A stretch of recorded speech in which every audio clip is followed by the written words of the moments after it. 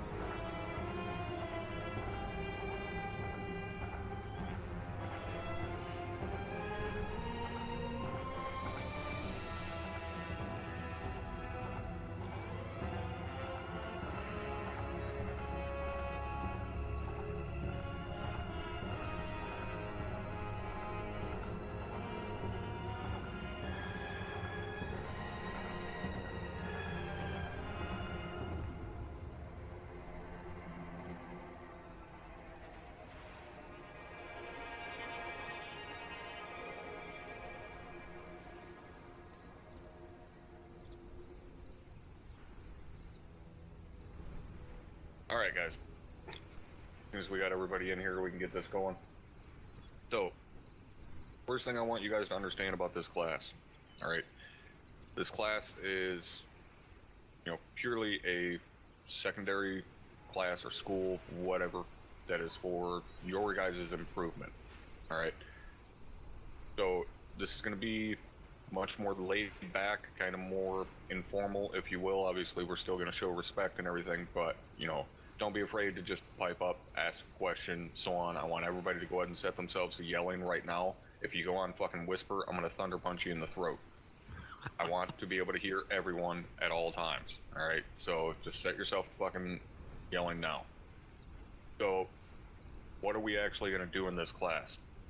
Firstly, I'm not here to teach you, how to call your sets and stack up and, the same basic shit that we go over in OSA. Okay, this is more advanced shit. This is the kind of stuff that's covered in SLC. This is how to actually move through an urban environment, how to think outside the fucking box, use your sight lines for you and against the enemy, so on and so forth.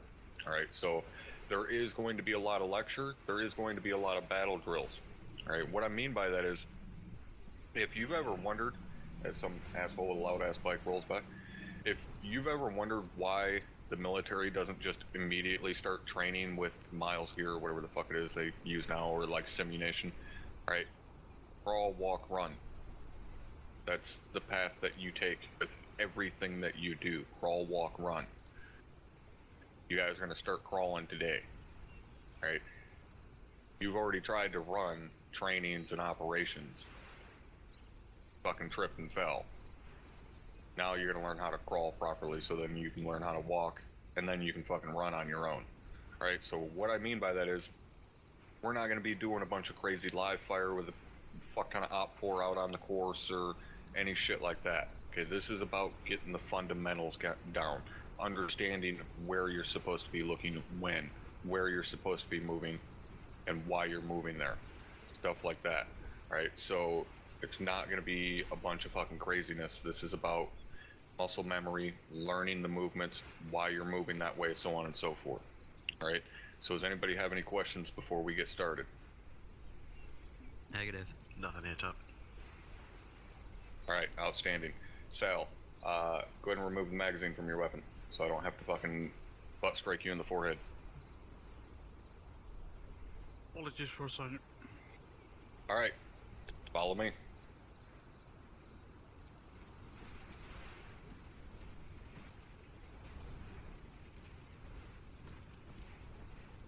All right, so is there anybody that has already seen this on the normal training template for Altus? Hey, I'm Top. Well, besides Hartman, because he fucking finished it off for me. A-firm, sorry, top. All right. So this room or this building here, this isn't so much where we're going to be training today. This is more so for you guys to practice your breaching and room clearing techniques. Right? That's a big ass fucking kill house next to us there. A fuck ton of rooms. You can do it with 2 guys, you can do it with 4 guys. Doesn't really matter. But that's what this room is for you guys to train on that breaching and clearing techniques.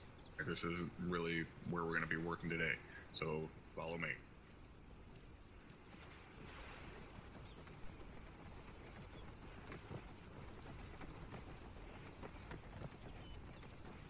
Alright, this is the part where you guys hear the holy choir thing. Here you go. This is the fucking actual urban combat school. Alright, so let's kind of run down here a little bit, and I'll give you guys a little bit of a rundown kind of how this place works.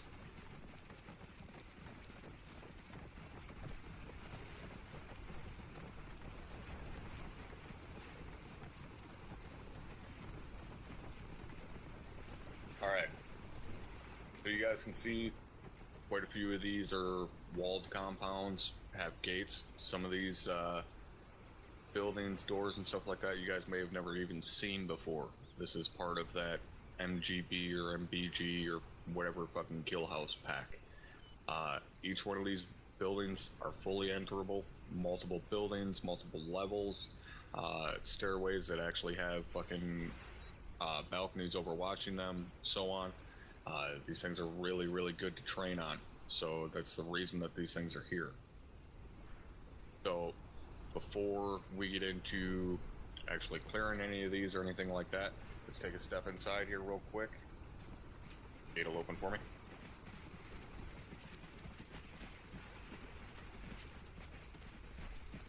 So I want you guys to notice everybody kind of jam in up here by the door a little bit. Get in there close enough. Not behind me, you fucksticks, like actually in front of the door. Like you're about to kick the door in. Notice that the icon for these doors to actually open these doors is different. It doesn't have the big white fucking door symbol on it. It just says open door. Right, go ahead and fucking move up there and see it and then step back if you don't know what I'm talking about. So you have to pay attention to that. Alright, same thing with these gates. The gates open kind of from off to the side a little bit. Alright, it's not like the normal shit that you guys are used to. You're not going to see the same icon, so just kind of pay attention to that. That way it kind of, your movement is still fluid. So let's go inside here.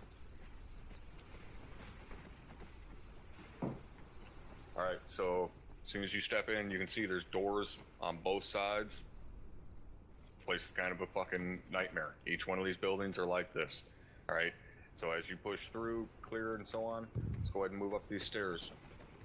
As soon as you come up the stairs, I want you to turn around. Let's go, pack it in here like sardines. Hope y'all motherfuckers showered today.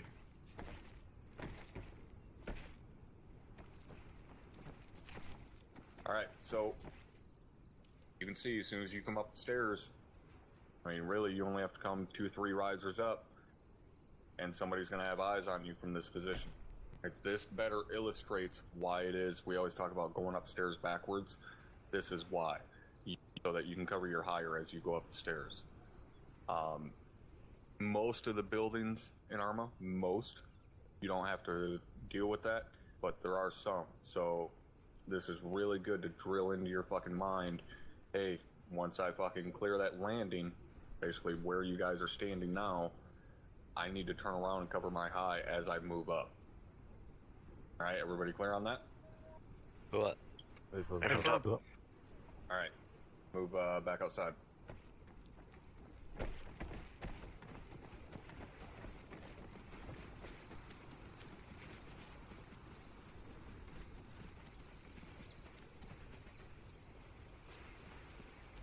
All right, let's head out here. Somebody close the gate.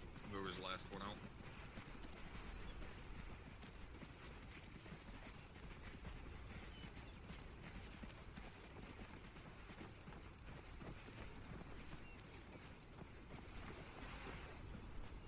Good job. You actually closed the gate. So proud of you. Who did it? Me, First Sergeant. Good job, Sal. You get a gold star. First one of the class. All right. So, what I want to do right now is let's go over some thoughts on urban combat, some myths, so on and so forth. Let's kind of clear the air so we're all starting on a clean fucking slate. All right. So, first thing I want to talk about, and this is something you guys may have heard me kind of bringing up lately in some of the trainings I've been filling in with and stuff. What is your number one fucking enemy in an urban environment? Sightlines, Tom. Sightlines and angles. Sight lines, exactly. All right. They can also be your biggest benefit. But at all times, you're combating sight lines. Okay? The number one thing that is going to fuck you, but it's also the number one thing that's going to save you. So, that is the main thing we're going to be kind of focusing on today is your sight lines, your angles, all right? You're going to get some fucking geometry in you today, okay? So, why is it urban combat is so goddamn dangerous for us? Why do you throw it out there? Because it can change so quickly, Top. Because someone can walk out on a balcony or look out a window or throw a frag out a window, and you don't necessarily even see them. As opposed to if you're fighting a group of guys in an open field, you can see them, shoot them, themselves moved on. And it's possibly an unknown environment as well. Exactly. All right. And, even in a forest where, there's a canopy and say maybe air assets can't give us perfect fucking recce in that area, whatever the situation may be, you're still somewhat talking about a 2D battlefield or a flat battlefield. Urban environment very much so brings in that third dimension. You now have to worry about second story, rooftops, things like that. We don't have to worry about that in a fucking forest because the AI can't climb a goddamn tree and sit up there with a sniper rifle. So we don't have that concern. Urban environment, we very much so do. Not to mention the fact that, windows, doors on first floors, guys can pop out at any time. They can pop out from around the corner of a fucking building and shoot at your ass. Not that often guys are going to be able to hide behind a fucking tree and nobody on the skirmish line be able to have a fucking engagement angle on them. Right? So, just the fact that a threat can present itself from anywhere immediately makes the urban battle space much more fucking dangerous for us. That is one of the reasons that I will never bust your guys' balls about your spacing in an urban environment. Okay? I will tell you now, anybody that does is fucking wrong. Okay? You're in a town, you stay close. Why? One, your sight lines. You gotta close your spacing in. If you can't maintain that visual contact, remember, rule number fucking one with any formation, maintain visual contact. If you can't maintain visual contact with the other element in your squad or the other elements in your platoon, then you need to close it in. Alright? So, close that spacing in. Two, all of these fucking positions where a threat can present itself down the street. Look at all of these windows, all of these potential rooftops, balconies, so on, that a target could pop out at. You're not going to be on point 20 meters out in front of the guy behind you and cover all of those angles on your own. Not possible. You need that guy right there on your ass covering the other angles. And even then, it's not going to be perfect because you're going to cross that danger area before he is. You're going to walk into the sight lines of that window before he is. And you're covering the front, and that window is at your 2 o'clock. You're never going to be able to cover everything, but we do the absolute best that we can. So you close it in a fucking urban environment. So again, never gonna fucking bust your guys' balls about being, quote unquote, too close to each other in an urban environment. Yes, it is still fucking dangerous because of frag grenades. It's a threat that we have to deal with, but at the same time, you're not gonna have a single fucking mortar take out an entire fire team or an entire squad, because you're not gonna fucking mortar the center of a town. It's stupid. I don't care how fanatical your fighting force is, it's stupid to mortar the center of a goddamn town.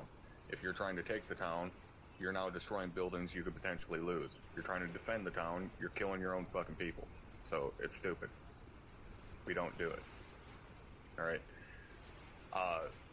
Before we go necessarily any further, anybody have any questions or, myths they think about urban combat that we need to, kind of dispel?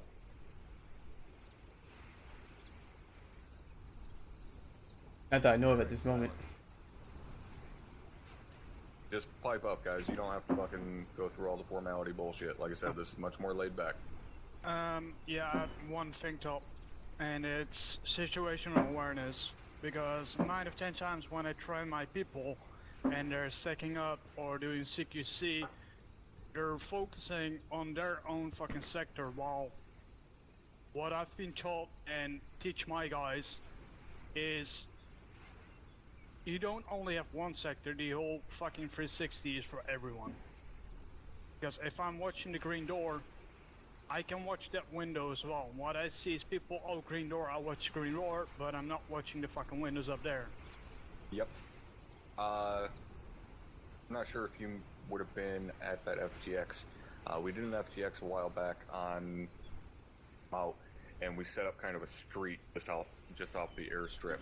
And the captain had brought up that point that entire sector is yours, meaning ground level, second story, rooftop, so on, above and beyond.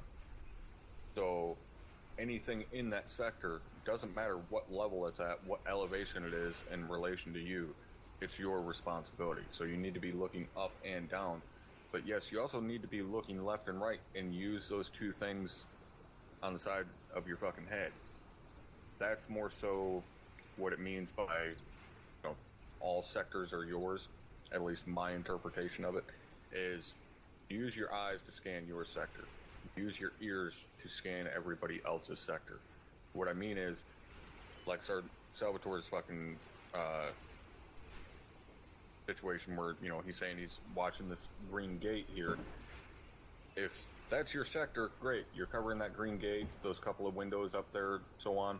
But if you hear a shot from your left down the end of the street, that's still your responsibility. That point man better have the fucking thought process to, hey, I better take a knee because that number 2 guy is about to spin and drop this motherfucker over top of my head. Hopefully he does. Most likely fucking won't, but hopefully he does. So, an urban environment very much so is you will find yourself in a situation where you have to quickly drop your sector to engage a threat and then pick your sector back up. One of the few times that really it's acceptable to do that because of how dangerous the situation is, and the the threat of enfilading fire because you guys are all so close and so on. You want to eliminate that threat as quickly as possible. Now that doesn't mean you drop your sector, turn, engage the guy, and then continue covering down there because you think more guys may pop out. No, you need to pick your sector back up. But get as many rifles as you can on that target, eliminate it, and then go back to your sector. That doesn't mean number 3 and number 4 fucking step out from the file and stand out here in the fucking street starting engaging shit down the road. That's stupid. Keep your ass in the file if you want to live. Because you stand out here, basically the same as skyline. All right, you're just making yourself an easier target by standing out here in the open. All right, everybody tracking on that? Affirm top. Affirm top. All right, we got anything else? I got one quick thing, Top. It's more so, I guess, a comment on the course, more so than anything else. How you were saying before that the gates and doors are open a little differently and they're a little fussy. I find that opening them with Ace is a lot more reliable, and it also means that you can better control the angle you approach the door with. So, just something I noticed through testing the course out. Yep, and that's actually something that we have to go over here, and that is, actual breaching techniques or, door opening techniques and stuff. Is there anybody here that doesn't use Ace to open doors? Any of you just run up to it and fucking slap the space bar? I don't, Top. Anybody else or just Cole? Alright. You can use your Ace other interact to open doors. Oftentimes, you can get more distance from it, so you don't have to stand right in front of the fucking door like a retard. And, as Hardman said, it allows you to stand up against your fucking entry wall and actually have a better angle, again, instead of standing right in the fucking funnel to open a door. Use your Ace interact to open doors. It is much, much, much fucking safer. Worst thing you can do when entering a building is stand in front of the fucking door. That's why, all these years later, even the police have finally fucking figured it out. You guys ever watch fucking, like, cops or, videos of raids or shit like that? When you see them go up and knock on the door, where are they always standing? To the side. Oh, it's Up on the side of the door. Stand on the side of the door and bang on that motherfucker so that even, anybody inside can hear you. But they expect you to be standing in front of the door. So if they're going to engage, they're going to start engaging through the door and you're not there. Why you always stand off on the side of the door. The only time it's different is obviously if that door's locked and you have to do a forced breach, which is where, you're hitting it with a sledge or fucking ram bar or hitting it with taking the hinges off with a shotgun. But we don't have that concern in Arma. We don't have to worry about that. We don't have to call up a fucking breacher to blow the doorknob off. So we can always stand off to the side. Sometimes it takes a little bit of finagling, kind of move around a little bit and get a little bit closer, so on. But use your Ace interact to open doors. It fucking helps so much. Right? Is there anybody unsure as to how the Ace interact works on the doors besides Cole? Yes. negative. Negative. That's all right. Well, let's still come over here. Cole, you gonna learn today. Alright, go ahead and step up here to this gate. Use your Ace interact. Wow. You're not using your self interact, are you? No, I'm using my just Windows key. It's not working. Step over there towards the left a little bit more. You might have to enable it. Yeah. I remember trying to do this during one of the task forces and it not working, so I just gave up on it. If you Oh, is it stand a where match? am I standing, goes open. Did you open that or did somebody else? I Someone did, else. Sergeant. God damn it, Sal. If he stands over here, it works. I also have my Ace Interact set up differently. Yeah, so do I. Can anybody confirm that? Is it an option you have to actually turn on to be able to open doors with the Ace? I think don't you think do so. for Sergeant. Yes, you actually have to. Okay, we have have one yes and one no. Y'all motherfuckers suck. I'm pretty sure. Configure, add-on options. I think yes, Okay. Aram as well. Okay. Go ahead and take a quick minute. It's interact with buildings, I thought. Oh, I got it here. Yep, there you go. Get that shit turned on. Good food for fucking later. Now we know that that is an option to, that has to be turned on, so make sure you guys get that fucking passed along. There you go. Now you're pissing like a big girl. Wow. Alright, so, again, Ace, always a better fucking option, to use for opening doors and so on. So, next thing, and this is something that, I was kind of harping on last night in that training I filled in for, 3-2 and 3-3. You guys are moving down this road. This road is essentially a gigantic fucking kill lane. Any LDA, any linear danger area, is basically a kill lane. Now, if we're moving down this road, and say down at the fucking end of it is a BTR, and that BTR starts engaging. Remember, we're, moving down along these walls in our files, that BTR starts engaging. What's your first reaction? Find cover. Find The fuck cover. over the wall. There you go. Right, we have that enhanced movement fucking mod. We're able to climb walls. Your first reaction should not be to hit the fucking deck and try to crawl to cover. Alright, that thing probably is still going to be able to shoot at you. But, you can jump a wall. Now, there may be some that say, well, you jump the wall blindly, you don't know what's on the other side. There could be, a guy with an AK on the other side.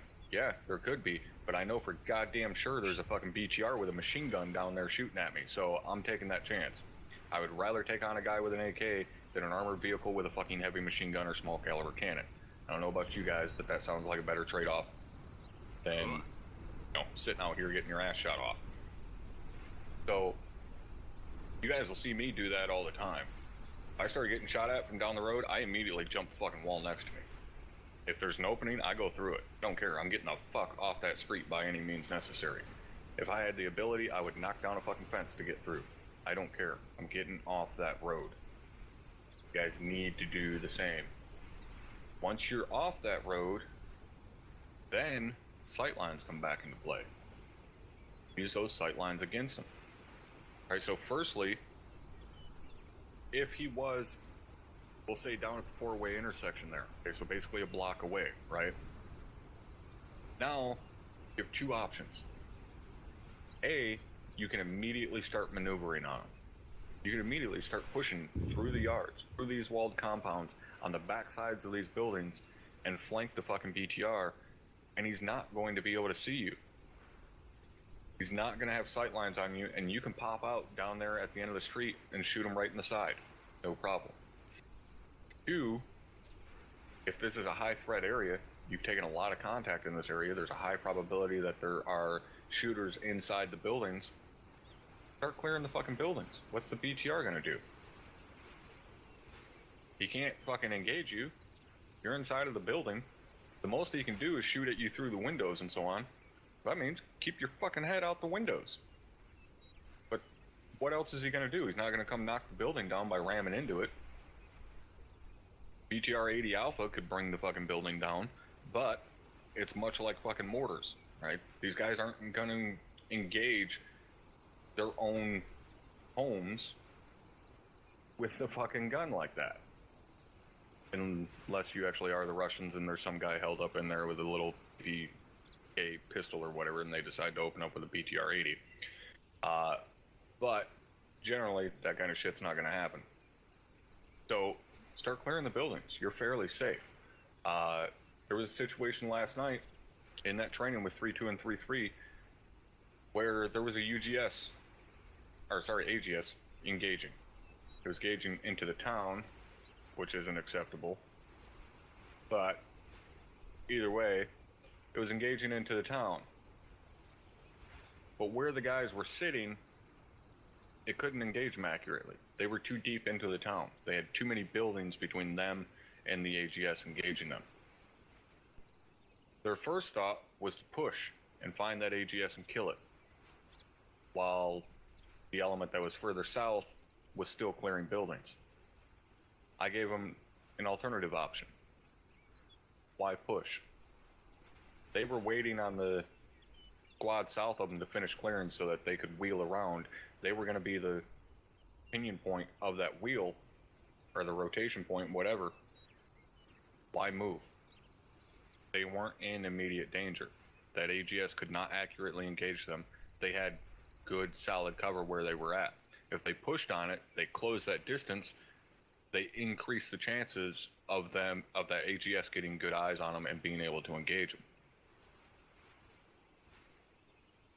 Works a whole lot better to just sit where you're at, allow your element to finish clearing, and then wheel around and flank that thing. Same goes for this, okay?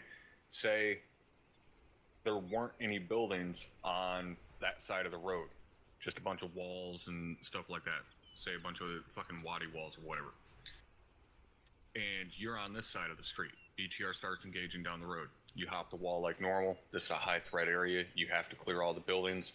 Okay, so your team is on this side. You got to start clearing these buildings. That BTR is still sitting down there. Team on the other side, start fucking pushing. You're safe inside the buildings. They can maneuver on it. So they can start pushing through the backyards and over the walls and so on and flank the thing. Like, the one thing you never want to fucking do is stand in that thing's field of fire and engage with your AT. I know you've all seen guys doing it before. I've seen guys doing it all the fucking time, and it drives me absolutely nuts. Because they want to kill it so goddamn quickly, they end up putting everybody in more danger, especially themselves. Because they think, oh, I gotta kill it, I gotta fucking kill it right away. And then they end up getting shot in the fucking face because they just stand in front of the barrel and engage it. Especially in an urban environment. Some ignorant fuck would be standing right here on the side of the road and pull out his AT-4 and try and engage the thing while it's just throwing a fucking wall of lead at him. I know somebody would do it because I've seen people fucking do it. Anybody else seen that happen? Affirm. I've been the one doing Yes, it stop. sometimes. Stop doing it. Kick you squarely in the dick. Hey, firm top. So, alright, you know, and BTR engages, hop over the wall. Next thing somebody would probably do, look at this building next to us. See a fucking balcony sitting out there? I guarantee you some fucking idiot would want to get up in that building, get elevation, and fire from that balcony. Why is that stupid? Digging his own grave top. Why? Because he has no Completely fucking place where to go, and if that BTR locks down on him, he's fucked. Completely exposed. 100% fucking exposed. And he's still in the sight lines of the fucking BTR. Again, if it's down here at the four-way intersection or even farther down, whatever, he's still exposed to it. They're still in that thing's field of fire. But I guarantee you somebody would want to do it. It's stupid. You have to think outside the box. Again, you're safe behind these fucking walls. Use them. Maneuver on that motherfucker from inside these walls. Alright, anybody clear as to how any of that would work? Negative top. Negative top. Negative top. Negative top. Alright, excellent. So, what we're going to do here real quick is we're going to do a couple of quick battle drills and actually practice this scenario of being engaged from straight in front. Alright, so basically dealing with enfilading fire. So what I want you guys to do is I want to get 4 of you on this side of the street, 4 of you on the other side of the street, just moving in your file, covering, you know, your sectors like normal, so on and so forth. Go ahead and fucking move over there now if you're so goddamn giddy to get over there. Jesus Christ. So, you guys are just going to move down the street, covering your sectors like normal, and when I say contact front, I want you guys to fucking react to it and do what the fuck it is you're supposed to do. Don't go taking off fucking running or anything like that. Just do what we just talked about. I want to see the sectors you guys pick up, and then we'll do that a couple times, alright? So stand by. I got the right windows. I got the left side. Kneel down, I'll go over you. There we go. Alright, go ahead and start moving. Center ball moving. I'll Contact go front. left. Contact Back front. front. Go low. Go low, low, low. Go low.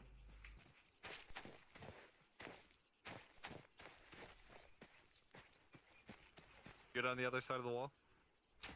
Yep, okay. I don't even hear him. Behind us now. Alright, go ahead and get yourselves back set up. This contact over contact is just saying Jenna is giving you a shot at. Could have made that a little bit clearer, guys. We're not doing a battle drill for BTRs yet. Go ahead and close that gate back up for me, somebody. Alright, go ahead and back yourselves down the street a little bit more.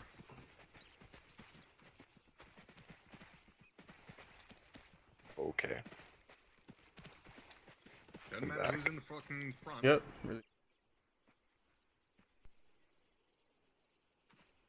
Yeah, Cole, close what's it that in. loading over there? Close it in. A little bit left of you. Close that fucking space Gotcha. in. Nut to butt, gentlemen. Nut to butt. Alright, go ahead and start moving.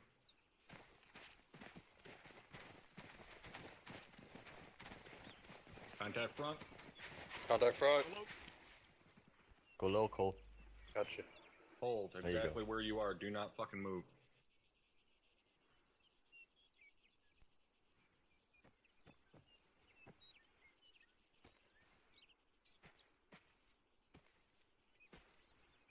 Birdman, grab those windows on your 10 o'clock. Yep, already on them. Good shit. Good thought process. However,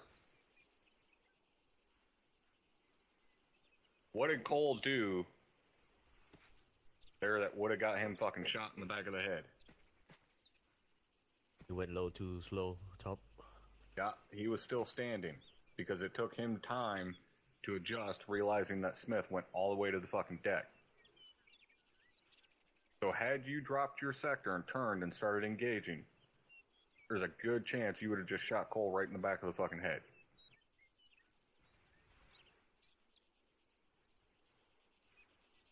Wait. Maintain your sector, let the two front guys engage it, and then if they still need help, that number 2 guy can make the call, hey, go low to the guy in front of him. And then you know, hey, I can turn my sector and fucking help him out up front. Alright, everybody tracking on that? Hey, Hey, firm firm top. top. Yeah, firm top. Alright, don't be too fucking eager to pick up that contact. Those 2 guys up front, if it's, you know, a foot mobile or something, they should be able to deal with it. Especially if the guy up front happens to be, you know, carrying a saw or something. Don't be too eager to drop your sector. Alright, go ahead and pull back here and reset real quick.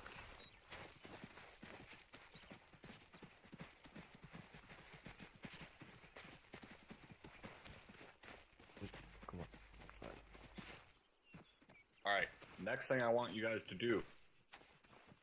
This is a habit you better fucking develop. When you're moving in an urban environment like this, when there is high probability of contact, which is almost always, one way you'll pretty much always see me moving, with my weapon up.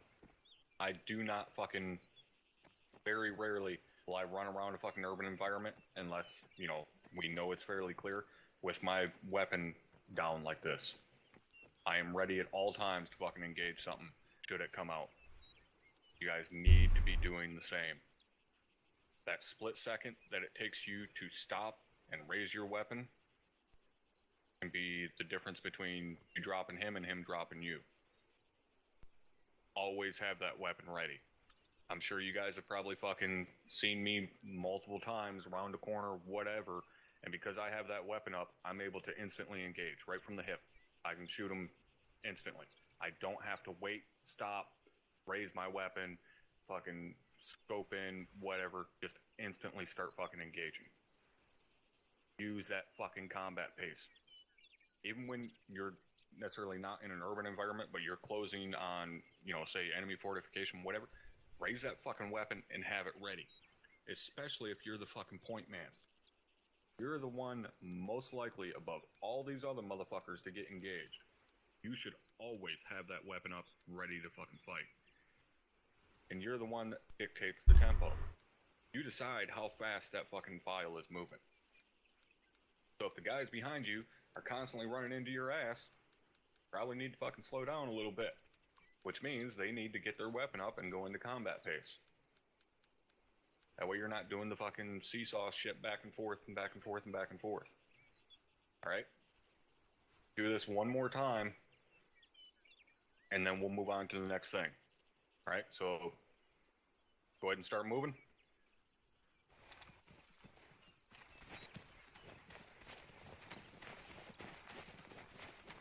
Contact front. Contact front.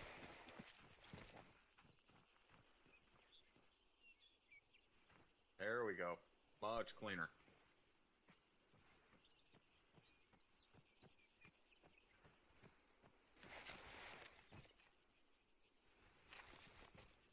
Alright, go ahead and pull it back.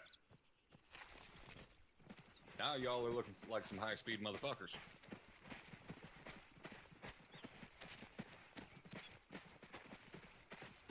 Alright, reset.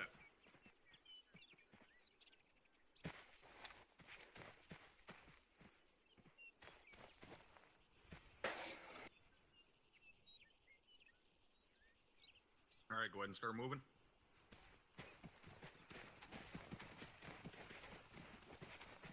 BTR front. BTR front. Open the door, open the door. Over. Already over. Go, go, go. Holding the gate on the rear. Holding door. Hold that corner, hold it. Oh, Oh. Crossing over you. Hold where you are. Yeah, go ahead. I'm crossing. I'm gonna clear this dead space on the left. Oh, Cole, hold. But Oh, I didn't hear. Alright. Cole and Smith, go ahead and pull yourselves back here. Just hold right there for a hot second.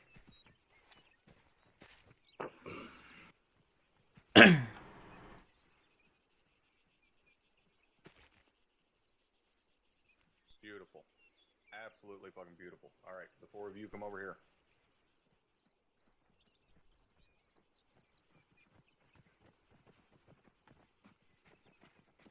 Alright. Smith and Cole, go ahead and move back to where you guys were.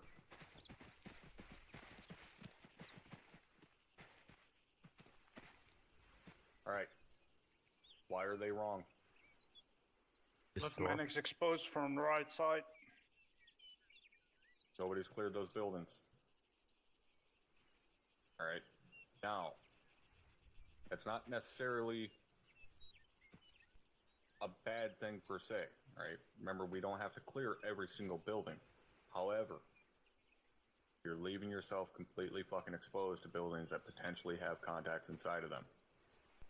You don't want to do, especially when you're like this, right? These guys are basically all by themselves.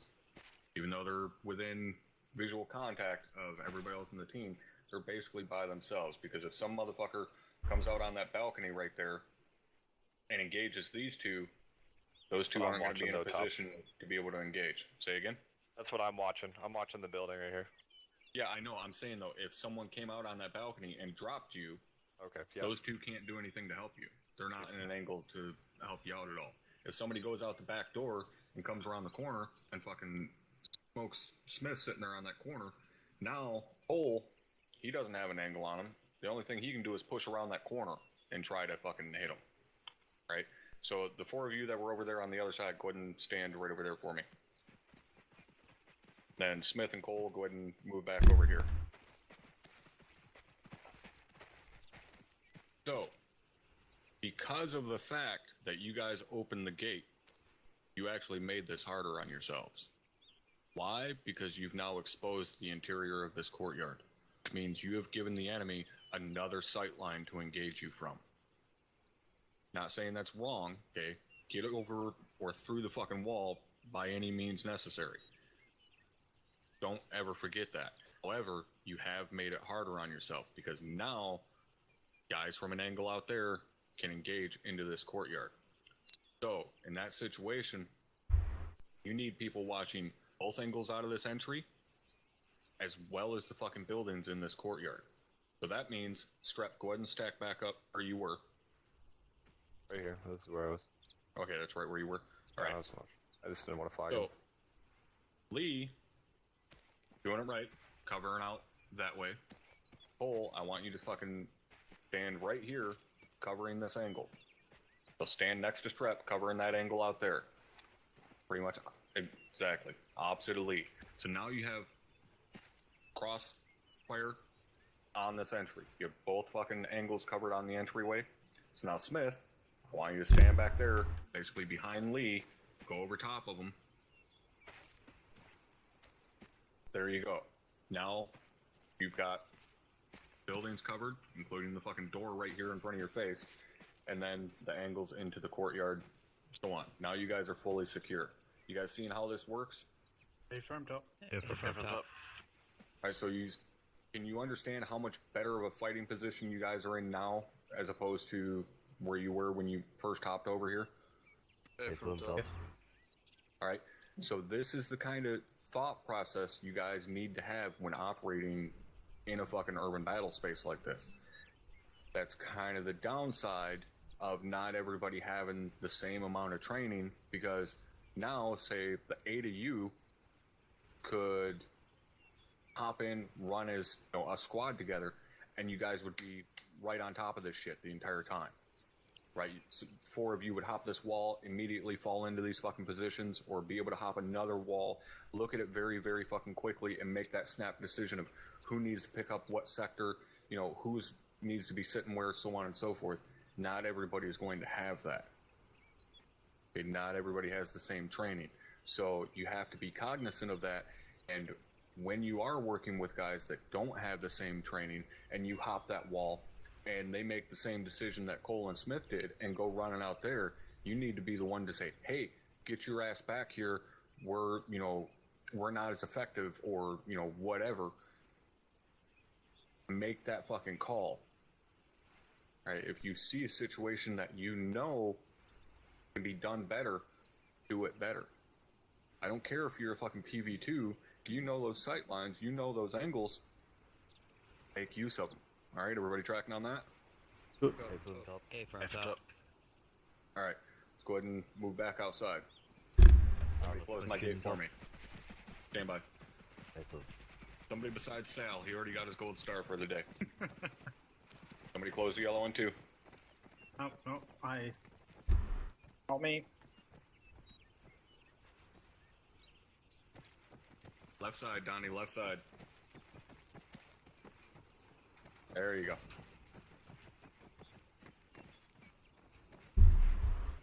Alright, who had a question? Certainly, top. Go ahead. Hey, Phil, when you said that when you're hopping over the wall is safer than opening the door and then going inside, however, when you hop the wall, you have no control over your weapon and you lose sightline momentarily when you do that little flip thing that Ace advanced movement does. So if there was an contact inside this compound, they're looking at the outside towards the MSR here, and then we hopped over the wall, and then we're basically giving them 3-4 seconds or so to just dump ammo into us. Versus if we open this door, we have full control over our weapon system as we move into the compound. I feel like that is the better decision. It'll take the same amount of time to open that gate and go out there. It's all situational. The gate Okay. takes 3, 4, 5 seconds to Whatever is open, just quickest. as going over the wall. If it's quicker to go through the gate, because you're right there at the gate. I don't think there's a you go through difference between the two. If it's quicker to hop the wall, hop the fucking wall.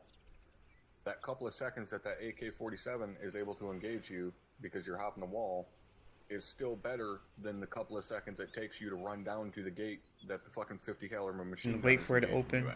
you at. So it's whatever is quickest for you. I don't care which way you want to do it. You want to go through the fucking gate, hop the fence, doesn't matter. Get the fuck off the street. Alright? Hey, Phil, top. Alright. That's all I have. If I may interrupt real quick, top. Yep.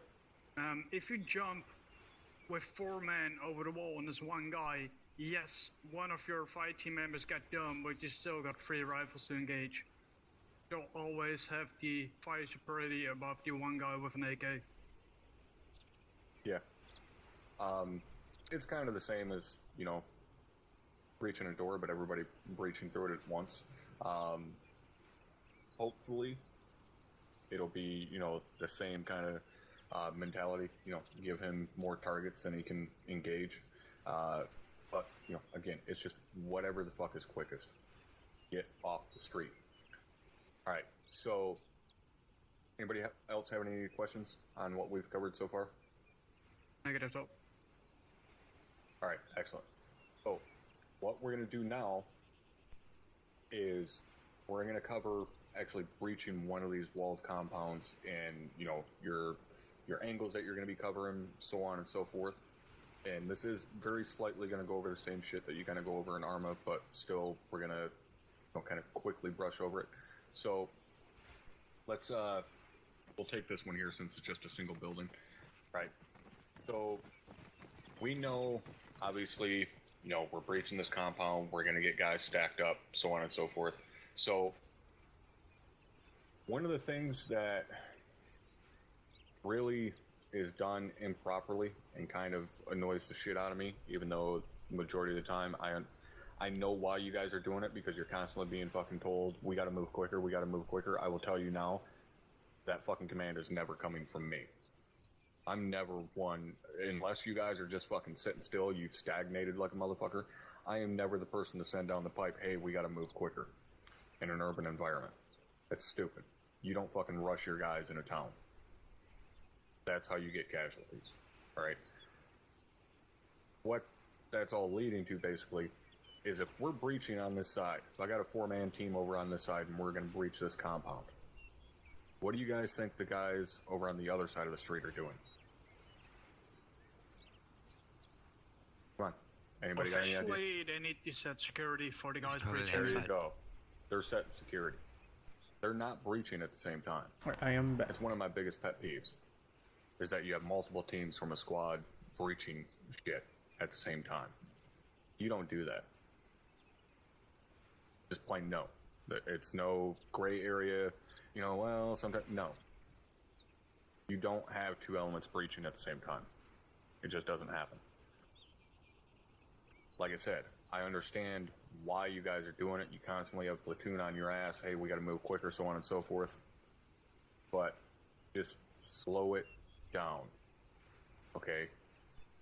If it comes time for fucking debrief, and someone's like, hey, you guys were moving way too slow, this and that. Again, that order probably didn't come from me. Unless I say it at fucking debrief, it probably didn't fucking come from me. So, everybody, from top to bottom, needs to fucking understand, you cannot rush this shit. Right? So, if you're the 4-man team over on this side getting ready to breach, a 4-man team over there, they're basically just sitting there on the fucking wall, covering their sectors. They can't breach until you guys get into the safety of these walls. Right? Now, depending upon the situation, if you're working in very close proximity with another squad, generally, once you breach this wall, somebody would push up here to this entryway and lock down this entryway. It would usually be your own fucking squad, because in reality, you don't have your two fire teams on opposite sides of the street. You have one squad on one side of the street, one squad on the other side of the street. We can't really do that because of the fact that we only have a platoon size element clearing these towns. And yes, we do have to rush it a little bit because we only have, you know, 2 to 3 hours. So that's why you tend to split your teams up like that. So you're not, because basically the towns are too big for the fucking 40 guys that we're sending in there.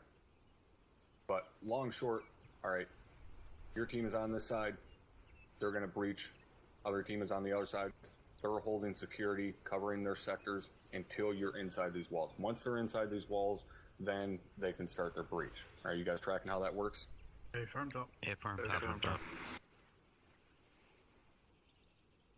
Alright, so let's go through our normal breach bullshit real quick. So, open it up, pie it, you know, all that normal shit. When I'm pieing this door, where am I stopping on my pie? On the other side. No, Right here. Off this corner. I can show it right here. Oops. Somewhere around here, basically top. Why am I stopping there? You won't cross the fatal funnel top. Why do I not want to go in the fatal funnel? Because then you'll expose yourself to multiple angles and a bunch of rounds will be coming at you. There you go. I enjoy Hardman's response as well, because it's the fatal funnel. That's pretty much all the explanation you need. Don't cross that threshold. Right? Doing it on a little door, you know, on a building that you don't think has contact in it, but you still have to clear it. Maybe the contact's deeper in the building. That's not as big of a deal. I'll give you a slight pass on that, even though in fucking reality, you would never fucking do it. I know for myself, if I was actually in a combat area, I'm not crossing fucking into that funnel unless I'm going in that room. I'm not pieing all the way across that motherfucker. Fuck you, that's stupid. This, you know, I'll let it slide a little bit. An opening this size with that much room to be able to engage you from? No, fuck off. I'm stopping right here at this threshold. And that goes for entry into pretty much any, you know, any size, any large size entry like this. I'm not going to cross that threshold. That's just asking to get shot out there in the open. At least when it's a small door, if you get engaged, you've got a split second generally to rush your ass over to the other side of that door and get back behind that wall. Are you guys tracking? Differential. Differential. Little comment on that. What I see, especially with those normal doors from buildings, is people see a contact and they do this, stop and engage, and wonder why they get downed. Yep. It's still a thing. I see it every fucking platoon training or whatever. Yep. Same here. It annoys the piss out of me. All right. Yeah, instead of just running to the next corner, which closer than going back, they just stop and get dropped. Yeah. It's when we say push through contact in this situation, right? I tell you guys all, when we go through this in OSET, never stop moving, push through contact. That's exactly what I mean. Okay, if I'm pieing this, and you know, we'll say this is a regular door, and I am kind of going into that funnel. If I get here midway and there's a motherfucker standing there, what's the number one reason you guys think that people always stop? To engage. To No. engage. Well, yes, but no. To get a better shot off in their mind. Because they don't have their weapon at the ready. Number one fucking reason. Think about it. Every single time you see one of those motherfuckers cross in front of a door or an entryway like this, and they go to engage someone, they stop. Why do they stop? Because their weapon is not immediately at the ready.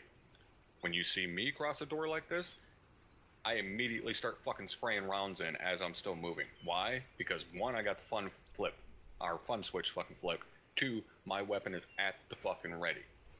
I do not have to stop to raise my weapon.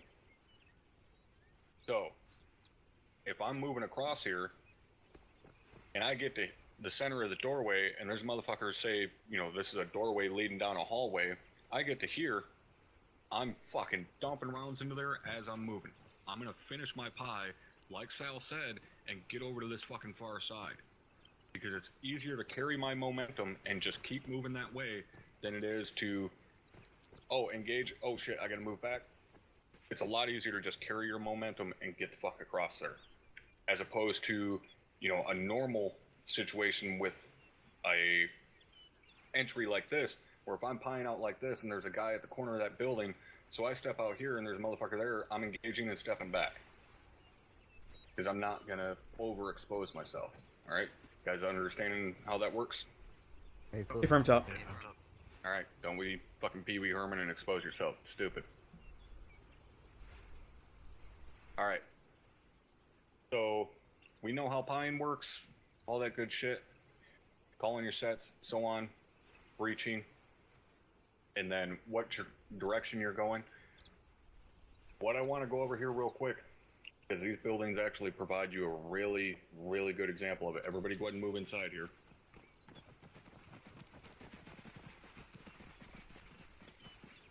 And then look at your entry wall.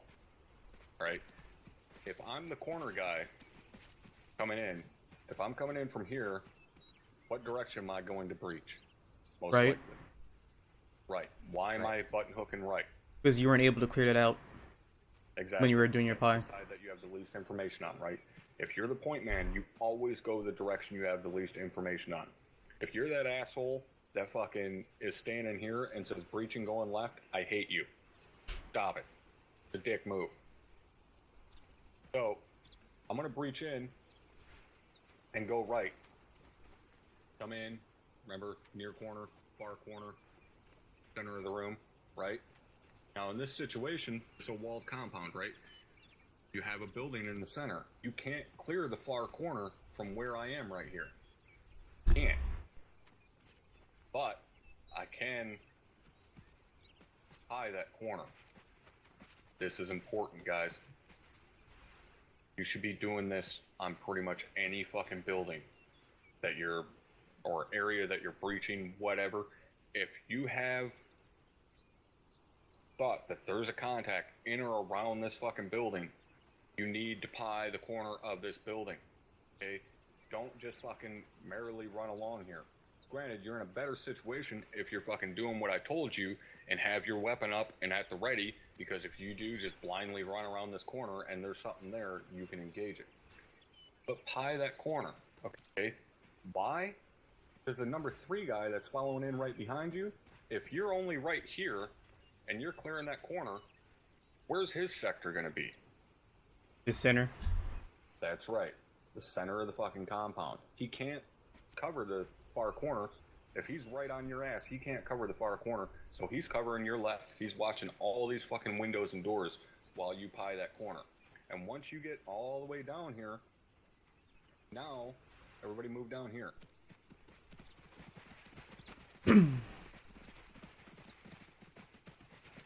So I'm the corner guy. I hit my near corner. What do you guys think I'm covering right here? That window up there. That window, the At corner. least. Everything from that corner of the building to that corner of the wall is mine. So that means as I'm sitting here, if something pops out right at the corner of that building, I can engage it. Something comes up in that window, I can engage it. Something comes up in that window, I can engage it. All right? Everything in this sector, it's not just the far corner. Remember what Sal was talking about earlier, right? All levels of what you're looking at. So everything in this sector is my fucking responsibility. Where's the number 3 guy looking? Everything All from the left those to that windows corner. and doors. Yep, everything from that near corner of the building Oh shoot, I'm beating my mic. to the center of the fucking building. That's all his responsibility. Same goes for 2 and 4 over on the other side. Right? So this gives you a perfect fucking example of what I tell you guys on in OSUT of your primary and secondary sweeps. Okay, so when I'm coming down here as the number 1 guy, my primary sweep is getting all the way down to here, and then I check those across that building real quick, just the front of it, just to make sure number 3 didn't miss anybody for any reason. And then I come back, I check those doors, those windows, and then back to here, doors, windows, hold my sector. All right, you guys tracking? Hey, from top. From top. All right, 24 of you stacked up outside. I Quick had question, a Top. quick question as well. All right, hold on, stand back, come back. Go ahead, Sal. There was somebody before me. Go outside a question. It was Cole. Go ahead. Who's covering that window? It'd be number fucking 2. 2. Okay, thank you. Yeah, sorry, corner guy. I always fucking forget the numbers. But yeah, corner guy over there. That's his responsibility. Because he's the only one covering the exterior of the building. You understand what I mean by that? From the Remember, outer 3 perimeter. and 4. 3 and yeah, they basically have the perimeter. Because 3 and 4 got your fucking your body. The excuse me. Anytime something's in the center of something, we always refer to it as a body. So 3 and 4 have the body. 1 and 3 have the extremities. All right. Sal, go ahead. Yeah, thank you, Joel. My question is, would we implement the double hook on a compound like this? Because what I teach my guys is 1 and 3 are stacked, 2 and 4 are stacked, and they basically go dick to butt. 1 or 3 go in, so 1 takes the far corner, 3 set security, 2 goes far, 4 set security. You're talking about doing a double hook on a cross breach? A firm. Yep. Oh, In this situation, basically the same thing we yeah, do normal. it's not bad. And we'll explain why it's not bad here in just a second. That's the next thing we're going to go over after we do the normal breaches. We're going to talk about cross breaches. All right, so let's get 4 of us outside stacked up on the wall. Go. Go, my minions. Do my bidding. Next, I'm going to start making you guys bring me fucking coffee. Better be able to get cheap flights to Michigan. Alright, so go ahead and get yourselves... Nope, don't worry about closing it. We'll leave it open for now. This is just to get the motions down. Alright, so go ahead and get yourself stacked up. Get your normal sectors covered. Okay, so... Remember, these are the sectors that you guys are covering pretty much while you're moving, and as soon as you stack up. When do you guys drop those sectors? When you're going into the door. Going in. Set for a breach. No. When I start pieing. No. When you're pieing, that's when more than ever they need to be covering those sectors.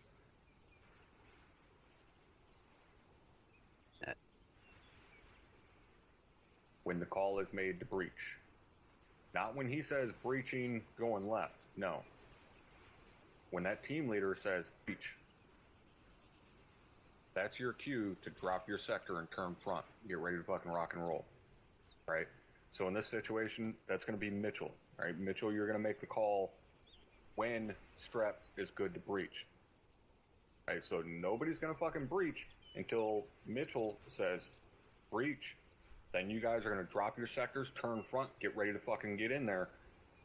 But nobody's going to move until Strep says breaching, and then what direction he's going. All right, everybody tracking on that? Faithful. All right. When do you guys call your sets?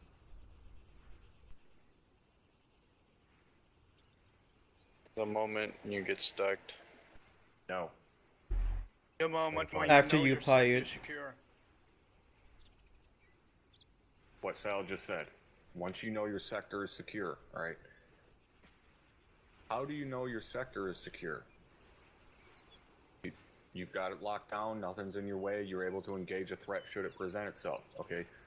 Where do most people fuck up here? They call their stack as soon as they pick up their sector. While that's okay for 3 and 4, Strep, why don't you go ahead and start pieing this door for me?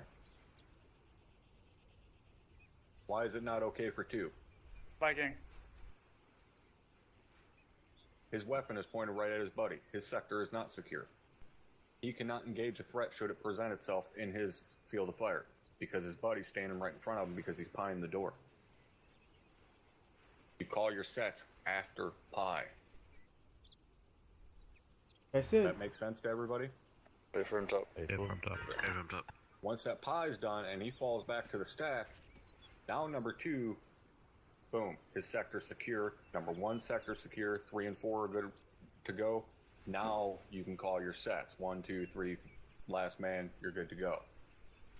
Once those sets are called, what's the next fucking sound that should be made? That team leader saying breach. Breach. Right?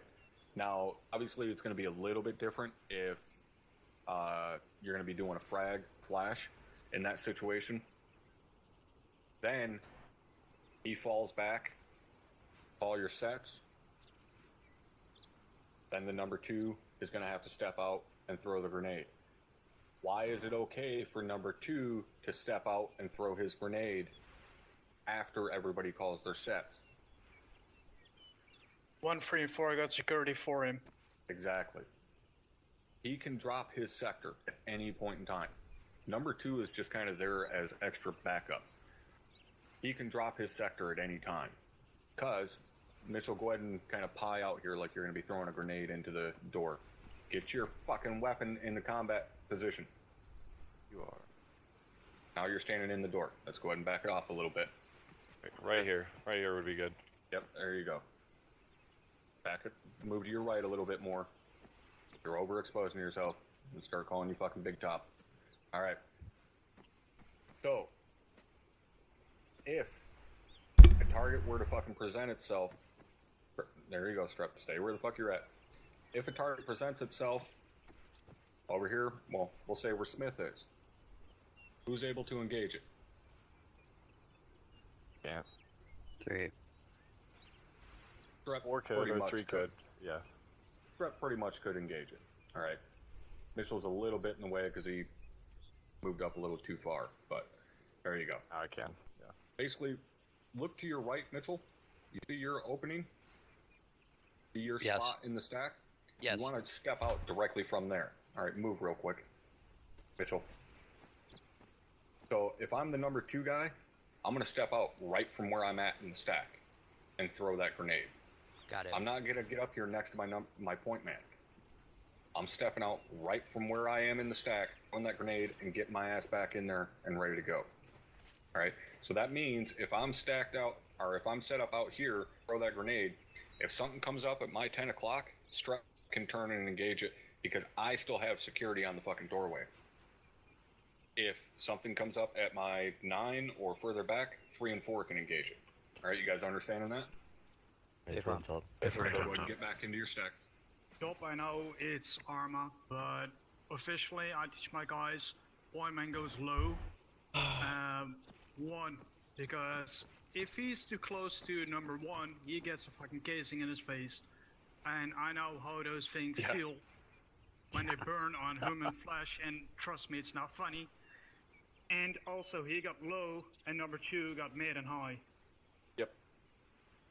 I know it's Arma, it's a little bit too in-depth, question mark? Yes and no. I'm not opposed to doing that myself. I think everybody teaches. The I even teach my issue squad more the so first man, the lies fourth with man how much crouches. training That if does the entirety of they your ever need element help have. in their sector, You it's supposed to guys turn and help them out. Being in this class and we drill it, you could probably do it. Again, it's going to be the situation of who are you operating with? Are you filling in, or are you operating with the guys your normal fire team that you train with week in and week out? Yeah, if you guys want to train to do that, by all means go ahead and do that, but don't expect that you're going to fill in and guys are just naturally going to do that, because that's not the way it's normally trained. All right, everybody understand that? It took years for myself, so I don't know. Yeah. I don't ask it for it. I Just my wouldn't, thoughts. I wouldn't say don't train on it. If that's what your team leader wants to do, then by all means do it. But, don't be too reliant upon it. Sure. All right, so everybody's stacked up. We'll say Strep already did his pie. Everybody called their sets. Everybody's good to go. So, Mitchell, pick your fucking sectors back up. Right? Didn't nobody say breach? I thought it's called set, my bad. You're trying to get all fucking premature, damn it. I know ladies don't like that shit. All right. So, on you guys. 1 ready, breach. Right. Going left. All right. Go back, go back, go back, Oh, go back, go what? back, go back, go back. Go back to your fucking up. stack. There you go. All right. Where did that fuck up? No one called set. Now we said we already called sets. We already. Oh, Where did that fuck up? he didn't tell which way he was gonna breach. I said right. Said right. It. I said left.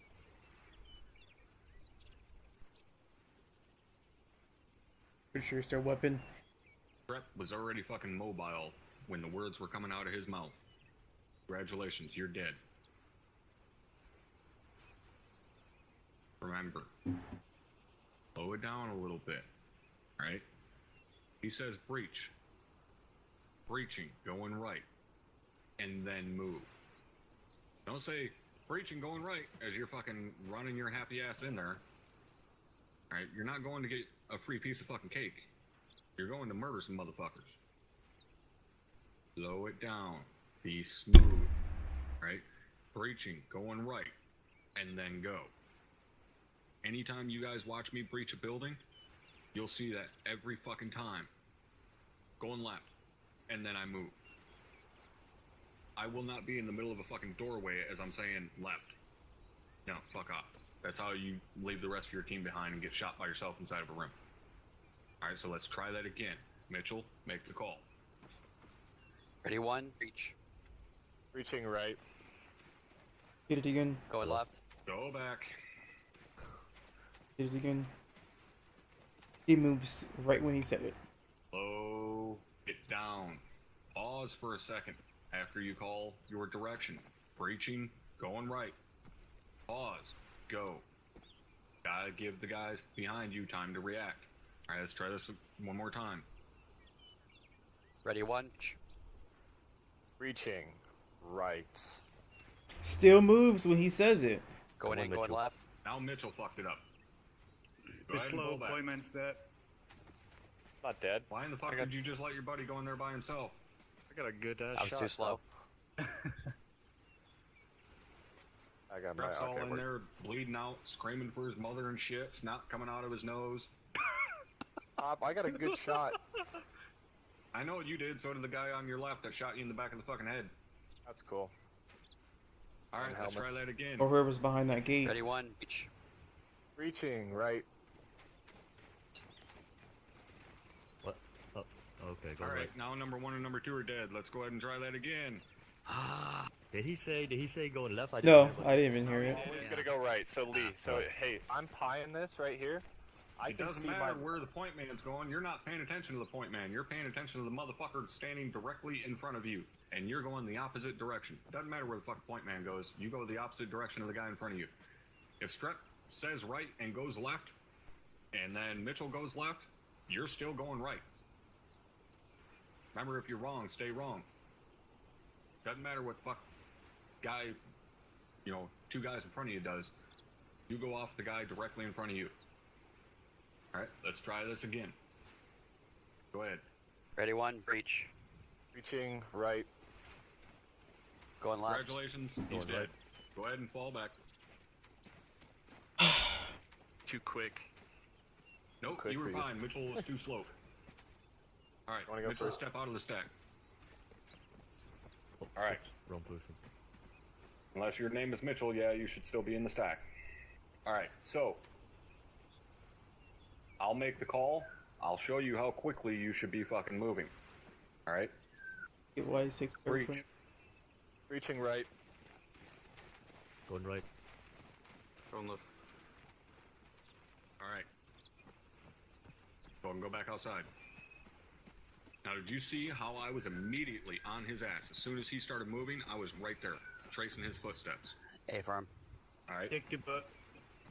Now, is there some other type of issue you're having control-wise or something? Are you, like, trying to fucking play with 2 fingers or something? Or one Yeah, I finger? think that's my problem. I need to change my bindings. Do you not use Whiskey Alpha Sierra Delta to move? Yeah, I'm just using another button for peak TT. Okay. It's... As my fucking dog starts going off, and I'm gonna go choke him here in a second. But... you should have time. What are you using for your push-to-talk button? Tilde. Tilde? Okay, yeah, that's, Oh, that's horrible. Yes, I know. Yeah, you need something on your pinky. Alright. We're gonna have Lee all the fucking make the call for breach. Go ahead and stay number 2. Stay exactly where you guys were stacked. But we'll have Lee make the call to breach just for this situation. Make sure you get that fucking hotkey changed with a quickness. Alright, you need to be able to move and communicate at the same time. Alright, so on you guys, Lee, make the call. Hey, Phil. Alright, breach. 1 breaching going right. 2 going left. Going right. Going left. I was better, but still a little bit slow. Let's try it again.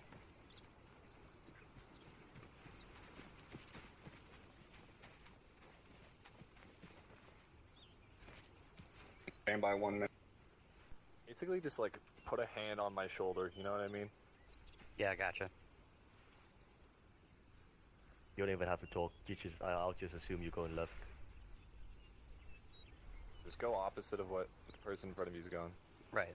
Yeah, the door's a little bit wide, so I had to wait until he's in them. He's committed to Nah, his I'm not going side. in. I'm just. All right. Go ahead and get your stack set up. Back it up. All right. On you, Lee. Breach. One going right. Left. Right. There you go. Right clear. All right. We're getting there. Let's do it one more time.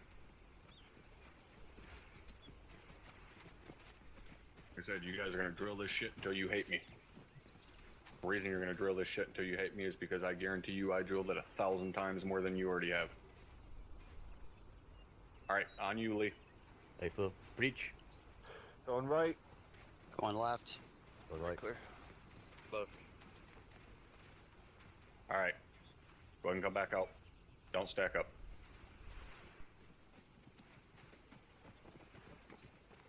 Alright. That was much improved. Obviously, we still got a little bit of hesitation there because, you know, Mitchell's making his call of what direction he's going, but get that shit changed. Like I said, you have to be able to communicate and move at the same time. And that goes for fucking all of you.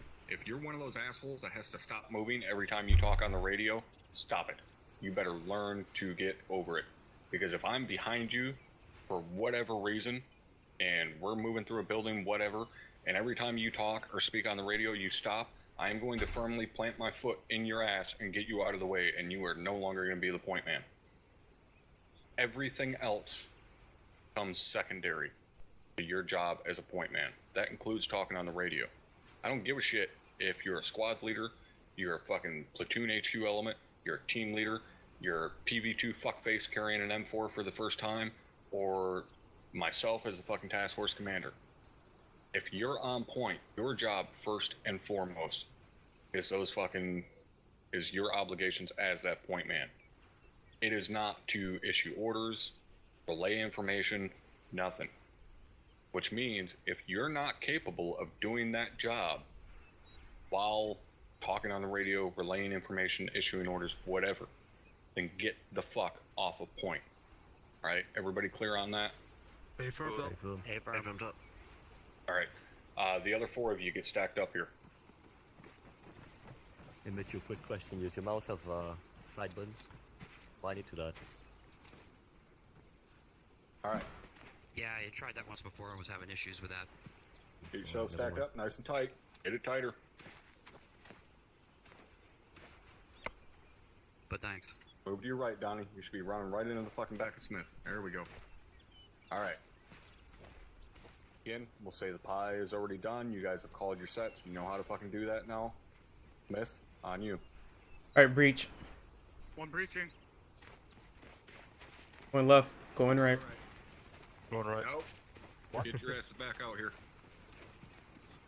Say again. Alright. What were the two fuck-ups there? Point man didn't call where he was going, and then we both just started going whither way the person wasn't going. Got the first one right. Sal didn't call what Yep, direction he was I going. forgot it. Yep. Second fuck-up was you fumble fucking around inside the funnel, deciding whether you want to go left or right. If you're wrong, stay what? Wrong. Wrong. I already said that I If you messed up trying started to figure out go where to go. left, even though you should have gone right because the point man went left, should have stayed on the left side. That's for the other two to fucking figure out and unfuck on their own. Yeah, exactly. Alright, let's try that again. Go ahead and breach. One breaching. Going left. Going right. Alright, get your asses back out here. I called it late.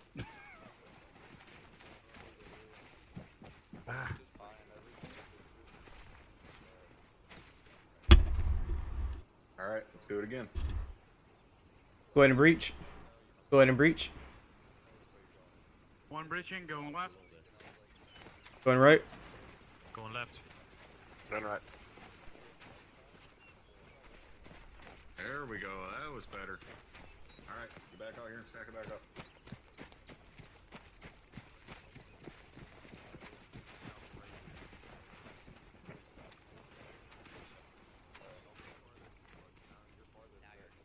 Go ahead and breach. One breaching, going left. Going right. Nope. Go ahead and get your asses back out here.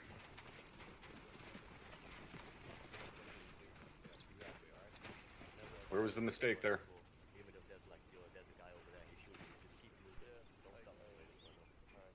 Nobody have a guess? Go top. Smith, you were still covering your sector while Salvatore was moving. As soon as you say I was? breach, you need to turn and face fucking the back of his head. I know you don't fucking want to because that means you're pointing your fucking rifle at the back of his head. In reality, we wouldn't fucking do that, obviously. We would have our weapons, you know, low or high, however you want to fucking do it. But it's Arma, we gotta deal with it. So as soon as you say breach, your weapon should basically be pointing at the back of his fucking head. And you better have good trigger control. Alright, so let's try that again. Okay. Alright, go ahead and go with breach. One breaching, going left. Going right. Going left. Going right. There we go. Go ahead and come back out. Now you're looking as smooth as KY.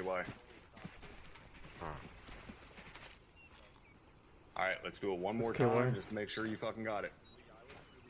Alright, go ahead and breach. One breaching, going left. Going right. Going left. Going right. Alright. I want you guys to come right over where I am right now real quick. Stand right here and look out there. Now, I'm going to do pretty much exactly what Hardman just did, and I want you guys to point out why it's wrong. Is looking at the ground instead of up while breaching in. Promise you the sand is not going to shoot you. I come around the corner, I'm instantly up there. Because that's where my threat is. Those windows, door. Right. I'm not looking down here. I got my rifle up there, ready to fucking go. As soon as I come around that corner. Once I come around here and I identify where my threat is, boom. Now granted, I know this building. I know where the fucking threats are. Not going to be the same for every fucking compound or whatever that you breach. It may take you a hot second to realize, okay, that's the level the windows are at, so on and so forth. That's where I need to be covering. But you sure as shit should not be looking at the ground. Alright, let's do this one more time.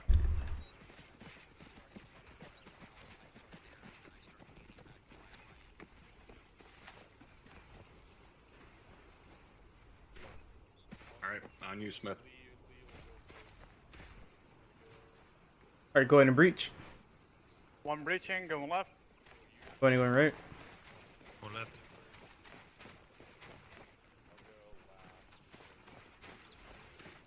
Alright, that was looking good. Go ahead and bring it back out.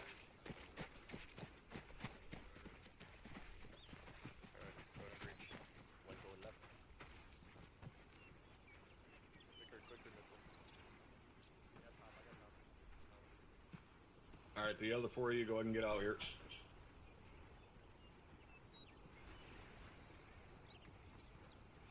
Alright, we were practicing. No, you're good. Good fucking initiative. Alright. So does everybody feel fairly comfortable doing that 4-man stack and breach? Faithful. Oh, yes, top. Alright. Way it should be done every fucking time. Alright. Now, the only real difference being if you're doing a 2-man stack instead of a 4-man stack. But if you can do a 4-man stack, you can do a 2-man stack. The exact same fucking thing. Right? You're still going through the same steps, so on and so forth. Obviously, a compound this size, you're not going to want to breach with only 2 guys. Right? It's going to leave you at a severe fucking disadvantage. Now, one thing that I am going to point out is how would we breach this compound as a full squad rather than 4 guys? Taking up both sides from the entry top. Nope. One team gets We'll go over cross breaches here in a minute. one team gets courtyard, one team runs up to the house and starts breaching the house, or getting ready to breach the house. Okay, so let's take a look at how that would work. Let's step inside here. Alright. Now remember what I said about, you know, really in reality you're going to have both teams in your squad on the same side of the street? Right, everybody remember that? So you'd have, you know, one team on point in a file, one team trailing in a file. So, say we're going to breach this compound. Our entire squad's on the same side of the street. We're going to breach this compound. Who do you think is going to breach the courtyard? First team. Front team. Point team. Who do you think is breaching the building? Second Rear team. team. Second team. Alright. What is the point team doing while the fucking second team is breaching the building? Getting security. Security and the rest of the compound. That's right. But in that situation, because you have a team pushing the building, could you also push guys further down the walls to clear the back of the building as well? Bingo. Why are we going to push? But you gotta Because clear it. there's a whole half of the compound that we have no idea what the fuck is out there. There's reason number one. Back entrances. There you go. Secure the exit. You don't want any runners. Okay? So, how that would work, point team comes in, breaches the courtyard, right? Just like normal. Okay? Now, they're going to push. So they're going to push down their entry walls. While they are pushing, okay, so say I'm the number 3 guy. I'm here midway on the wall. While I'm pushing, the second team is coming into the compound. So they're coming in behind us. They're basically going to be taking up basically our old spots, not quite, but basically they're going to be setting up on that entry wall while we push down this long wall. So we're going to push all the way down this long wall, and where you guys see Strep, you see he's clearing the back side of the building, right? So now, pushing, we're going to get all the way to the back here, and we're going to see, okay, there's no rear exit. So let's pull back here real quick. We'll just imagine those guys are still standing there. So let's pull back here. The second team that comes in, how are they going to approach this building? If they're right here on this entry wall, how are they going to get from here to that building? Just go straight to it, Top. There you go. You're going to push directly on line with each other.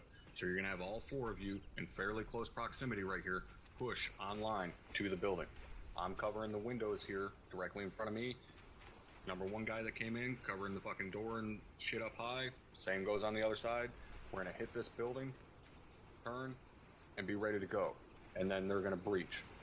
Right? And they go through the normal breaching techniques and then clearing out the building. Now let's go back to the guys that are in the back.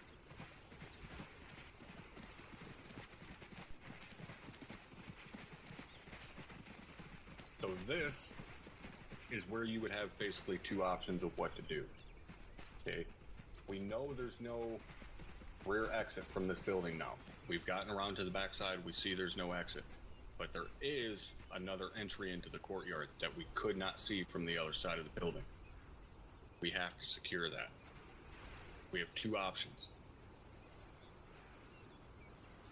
A, we have our point man on each side, get that near corner, and then hold. Why are they going to hold? You don't want to push along this wall, because you're opening yourself up to all of those fucking windows there, and you cannot secure those windows in this entryway at the same time from standing here. However, if you're back here in this corner, now that's all in my sector. I can cover all of those windows and that entryway if anybody comes in from that point. Right, everybody tracking on that? Different Top. Just for, you know, the corner guy on the other side. Now, what are the other 2 guys in the team going to do? Well, Push to the corners. Front gate. You're the front gate. this is again where you have 2 options. A, which is not really the option I recommend, is you can have them basically stack right up next to the corner guy here and help him cover this sector. Better option, in my opinion, for them to push right back down this fucking wall, all the way around out to here. And they're gonna hold this fucking angle here. The other guy's gonna hold the angle on the other side. Now your entry into the compound on both front and rear are completely secure. Top, in a situation like that where Go ahead, Harden. in a situation like that where we've got a whole squad coming into this compound, couldn't in theory the squad leader and the Mike hold that front doorway depending on what the guys around the back are coming up against? Like, I know it's situationally dependent based on where everyone else in the platoon is, what the rest of the task force is doing, what contacts you're taking, etc. But in theory, they could hold this while everyone else holds the back. Yep, absolutely. And this is where it's a little bit different for us because we do have a squad leader and a squad medic. So we have an extra guy in every squad. In reality, you don't have that. So that squad leader would probably be hanging out with one of these guys outside, one of these guys at the entry point. So he would still be able to help them secure, but it wouldn't be the same way in reality as what we have it. But like you were saying, yes, absolutely. You could have squad leader and squad medic sitting here on the entry, and then your corner guys would just fall to the corners there and help hold security on these fucking front windows should anything present itself while the guys are inside the building. Now, let's go back out back real quick and cover how you would secure it if there was a rear exit. So basically, top with the squad medic and squad leader, you're creating a secure cordon, correct? Yep, exactly. That's exactly what you're doing here is you're setting up a cordon. Now this is where you guys have heard us use the term inner and outer cordon before, right? Yes. All right. What do you guys think that means, an inner and outer cordon? Oh, shut my mouth. In this particular sense, the inner cordon would be, for example, if there was a rear exit on the building, and then the outer cordon would be, for example, the rear exit on the courtyard. Sal, what do you think? Close.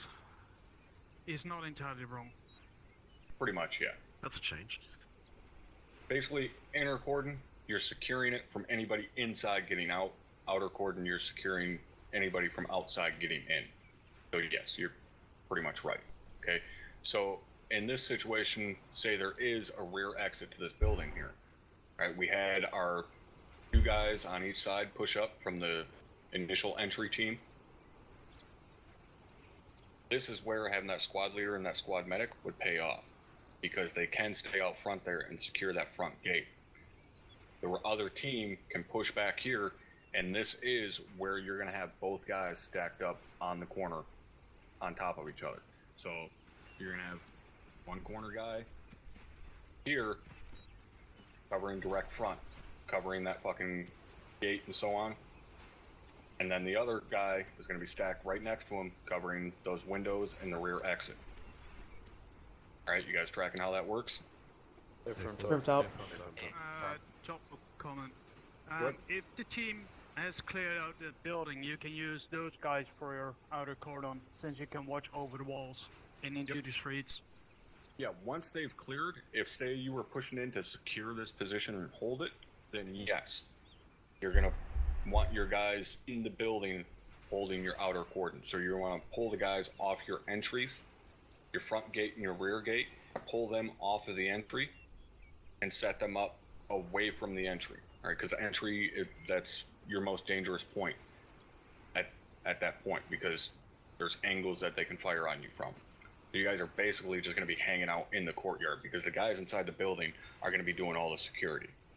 But while they're securing that building, it's on you guys as the initial entry team to secure this courtyard. All right, any questions? Negative top. Negative top. Just one top. Go ahead. The point guy coming down to this corner, he's covering that gate over there. We have an issue when enemies come in that gate, and you have another point man in the opposite corner. How do you overcome the fact that you're going to be cross-firing against each other if you are going to engage an enemy, say, coming in through a middle entrance. If Don't I shoot make your fucking buddy. Yeah, exactly. Step away. Yeah, You got the room. Yep. Don't get me wrong, it's a shitty situation to be in, and I understand completely what you're saying, but basically, that's where your fucking trigger discipline has to come into play. And you've got to, you got to be quick, but at the same time, you got to make sure you're not shooting your fucking buddy across the courtyard in the face. But it's the only way to secure all your angles. All right, anybody else got any questions? Yes, Tom. Donnie, did you still have something? Yeah, I'm kind of thinking, is there ever a point, say a building like this that has no rear entrance, would there ever be a situation where the point man would come to this corner to cover an exit of a compound using the building as cover, or is that just a no-no? In reality, yes. Because in reality, a courtyard like this, we would probably push online. We wouldn't follow the walls. What I mean by that is, let's go ahead and go back out front here.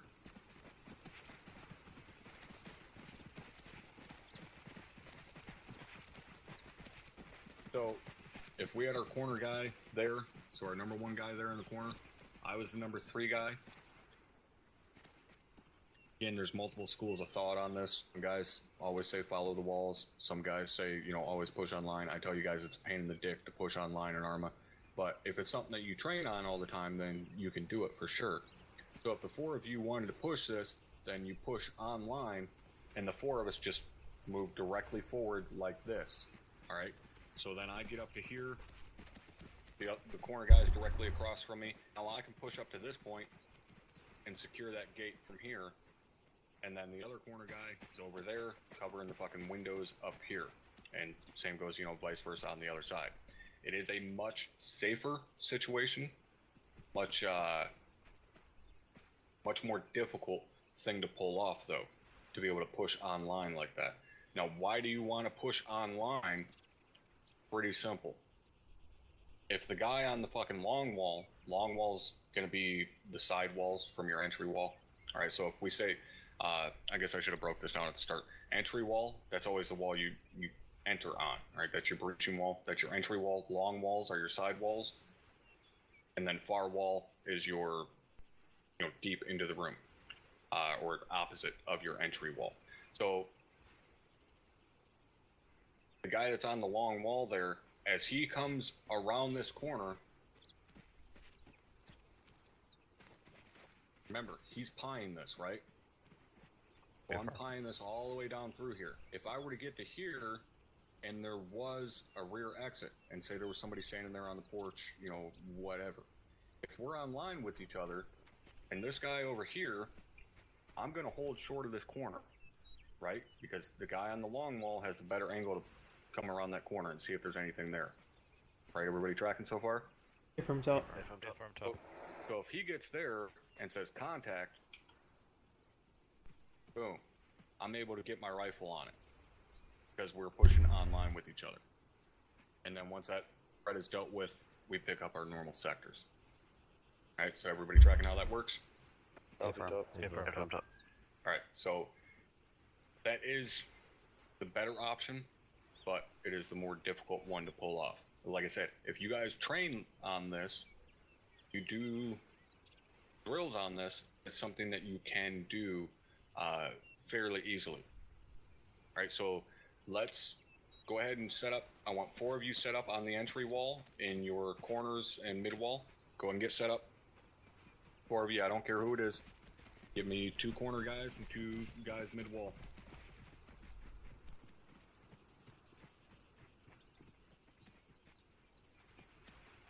Alright, so first one we're going to do here is the one that we first went over, which is following the walls.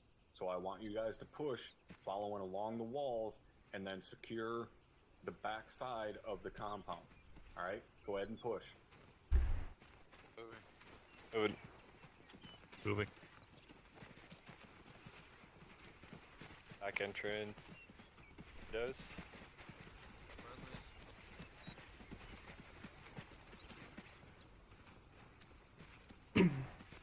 guys. Got first floor.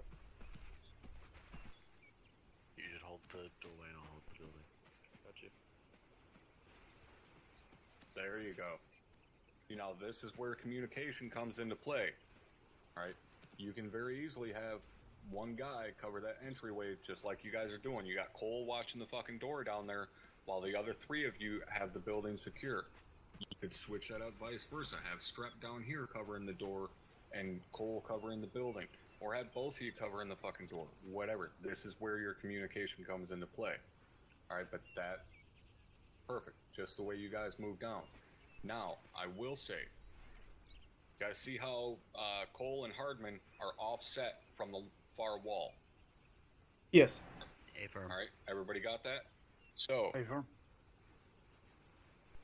why is it better that Cole is covering the rear gate? Got a better angle on it. There you go. It's got a You can better see when angle. they come in. Alright, so Wide it's and better better. to have that guy that's offset a little bit covering that doorway. Now granted, I didn't tell you guys to offset. That's just what you naturally did. And it's right. Okay? You guys can be directly across from each other as well. Not as safe, but I'm not gonna fucking bust your balls on it that much. Right? Go ahead and move back to the entry wall. We're gonna do it. Got one comment for Sergeant. Alright, stand by, wait until we get back over there. Get back to the entry wall.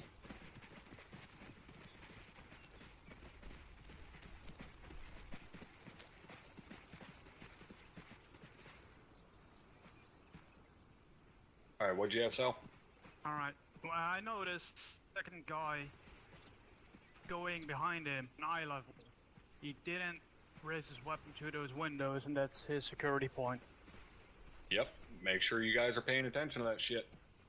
Right, as you're moving down that wall, even you as the point man, as you're moving, make sure you're covering that shit high as well as low. Alright? Alright, so Yeah, what we're gonna perfect. do now, the one you guys get set back up in your positions on the entry wall, we're gonna try pushing online with each other, like we talked about the last time. Alright, so everybody get set up. Where's the other two? There we go. Get over there. Get your ass moving. Hurry up. Hey, Hurry Donnie, up. I've got the window. Alright. Bar window. So Yeah, again, 'cause I you can guys see are going to both. fucking push online here. Alright? Back door. Go ahead and push. Alright, pushing. Oh, why is your fucking weapon down? I still got the window. I got back door. I'm stopping right here. Holding short. Pie that left. I'll pie it for you. Yep. Clear? Yeah, you're good. Copy that. Got the gate. There you go. Holding the door. I'm stopping right here. I'm not fucking moving. No offense, sorry. Cole, you carry the... Cole, you get the building. I got the back door from here.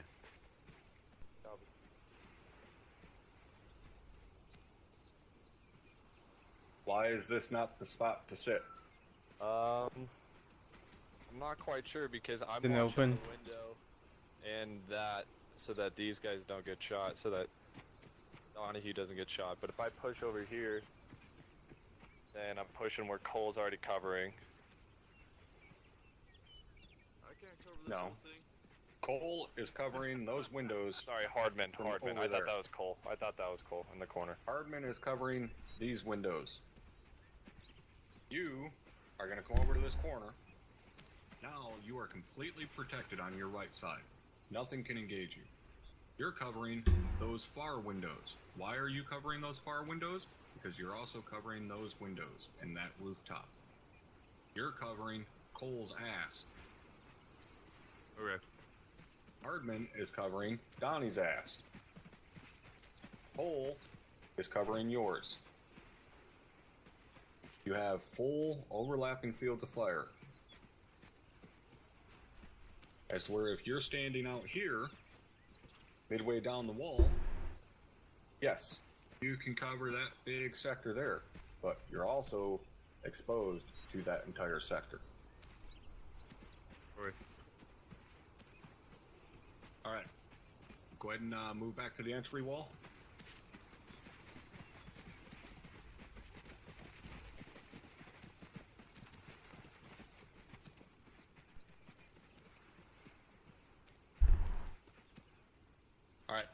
let's do this one more time. We're gonna push online one more time, just to make sure you guys fucking got it down. You look pretty goddamn cock solid the last time, but we'll do it one more time. All right, go ahead and push. Pushing. Pushing. I still got the window. Yep. I got the high Back window in door. front of us. I got back gate. I'm waiting Holding for you. short. Oh, Holding wait short. for you. High it. You're good? Okay, Got nice holding the door. Alright, I'm pushing. Copy coming out the corner. Windows are clear. Alright, I'm set. Yeah, I'm set.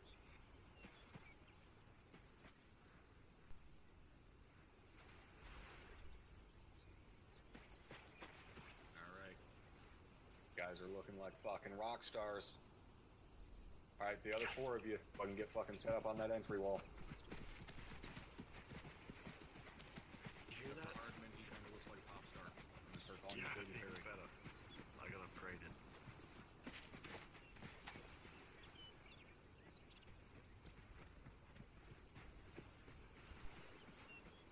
Missing one person on the fucking entry wall. Lee, you're the person. Alright. Just like the other four, first one we're gonna push following the long walls. Go ahead and push. Pushing. Got windows right high. Copy. I got your lower levels in. Clear the back. Bridging to door. Watching door. Watching windows. I'm watching windows. Alright, Salvatore's got the door. Watching high. Alright. Not looking bad. Sal, I would have liked to have seen you drop to a knee and pie around that corner when you come around that corner. Smith could have Okay, gone front high over top of you and continued covering those windows. Afer. Alright, let's go ahead and go back to the entry wall. Let's try it on, try pushing it online.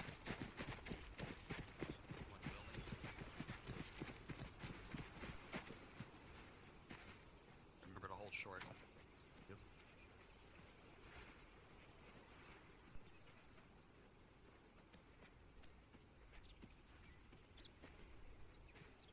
Alright. Remember, we're going online this time. Go ahead and push. Pushing. Window right. Copy. Holding short. Alright, so clear? Is it? Yep. Left's clear. Copy. Pushing further. Yep, go ahead. Windows left. That's clear. Alright, Dude. holding door. So fucked. Look. Watching door. Windows high are clear.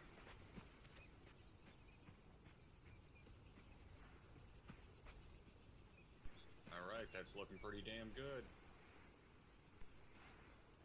Alright, let's all get back out on the street.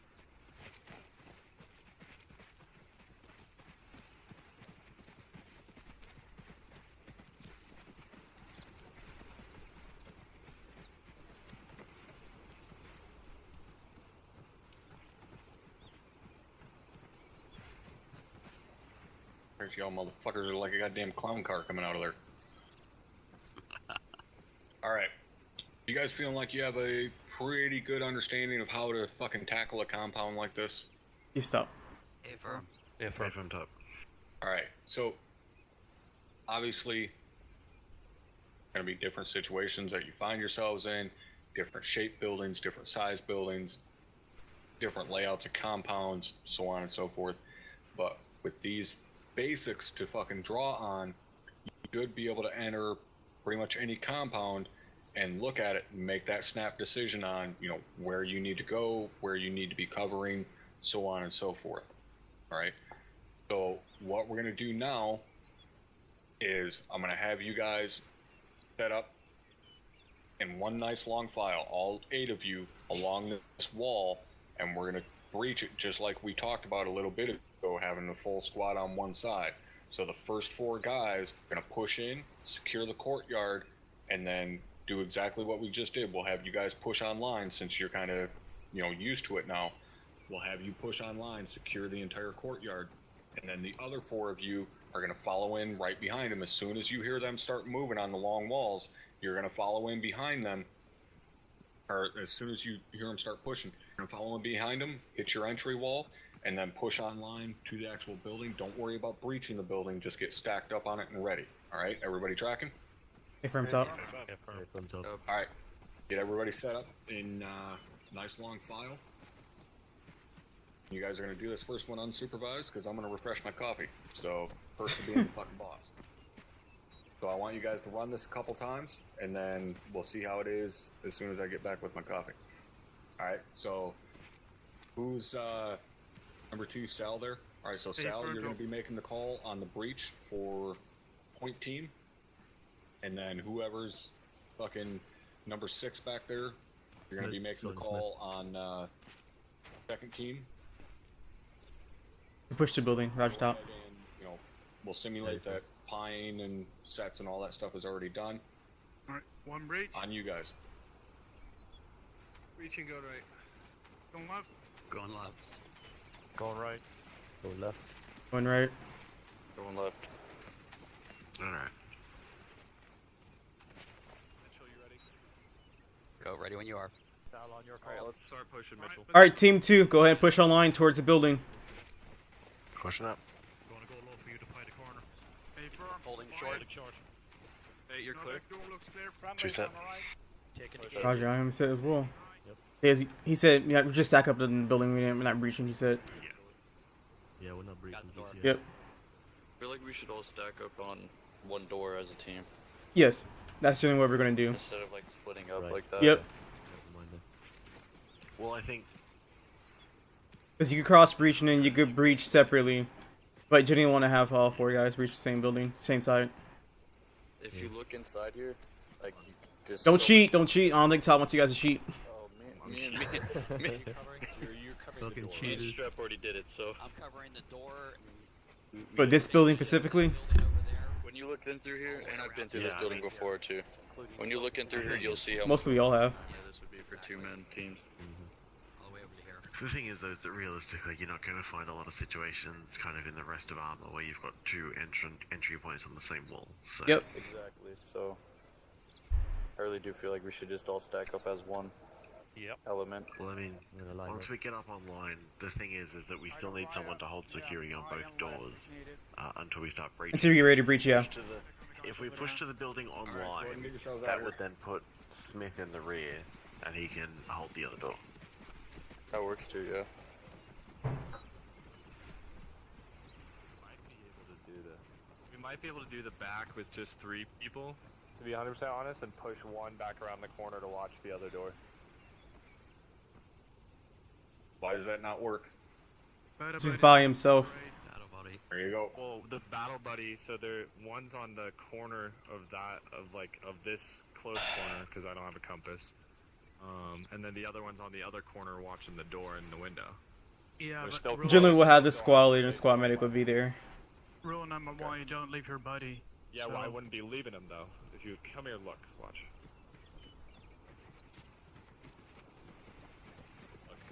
So, Cole, or somebody, sit right there. So this is what I'm saying. Somebody sits right here, you're watching this door, so nobody fucking runs out. I'm just sitting here like I normally would, watching this door in the window.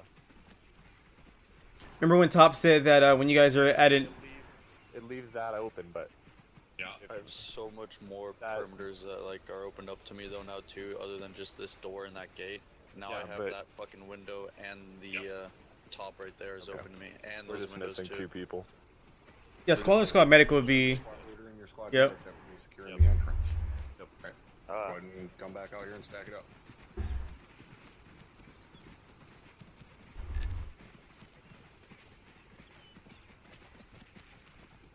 would the squad leader and squad medic be right here? Yep. Okay. Crossing, yeah. Crossfiring.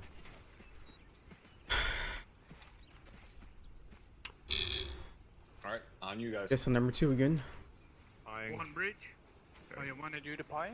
Oh, okay, no. Nope, we don't just- have to do the flying. Okay, 1 breaching going right. Going left. Going right. Left. Right. Going left. Right. Down left. Holding short. My Johnny reached the wall. Going online. Okay, moving on. Going line. Holding All right, the door. team 2, go ahead and push all line to the building. Push up to the building. Door in the back. Close. Holding short. Flying. Okay, Friendlies. friendly, I'm pushing. Pushing. Got the door. Is high. Windows, I'm picking up windows. End of the wall, watching windows on. Know it. Alright, go ahead and bring it back out. Bring it back out.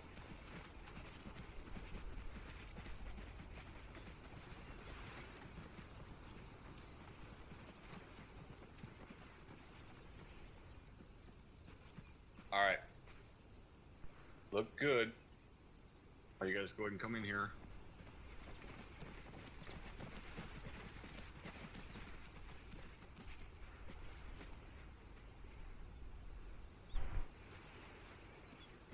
You guys that were pushing the building, getting ready to breach over on this side. Why are both of them dead?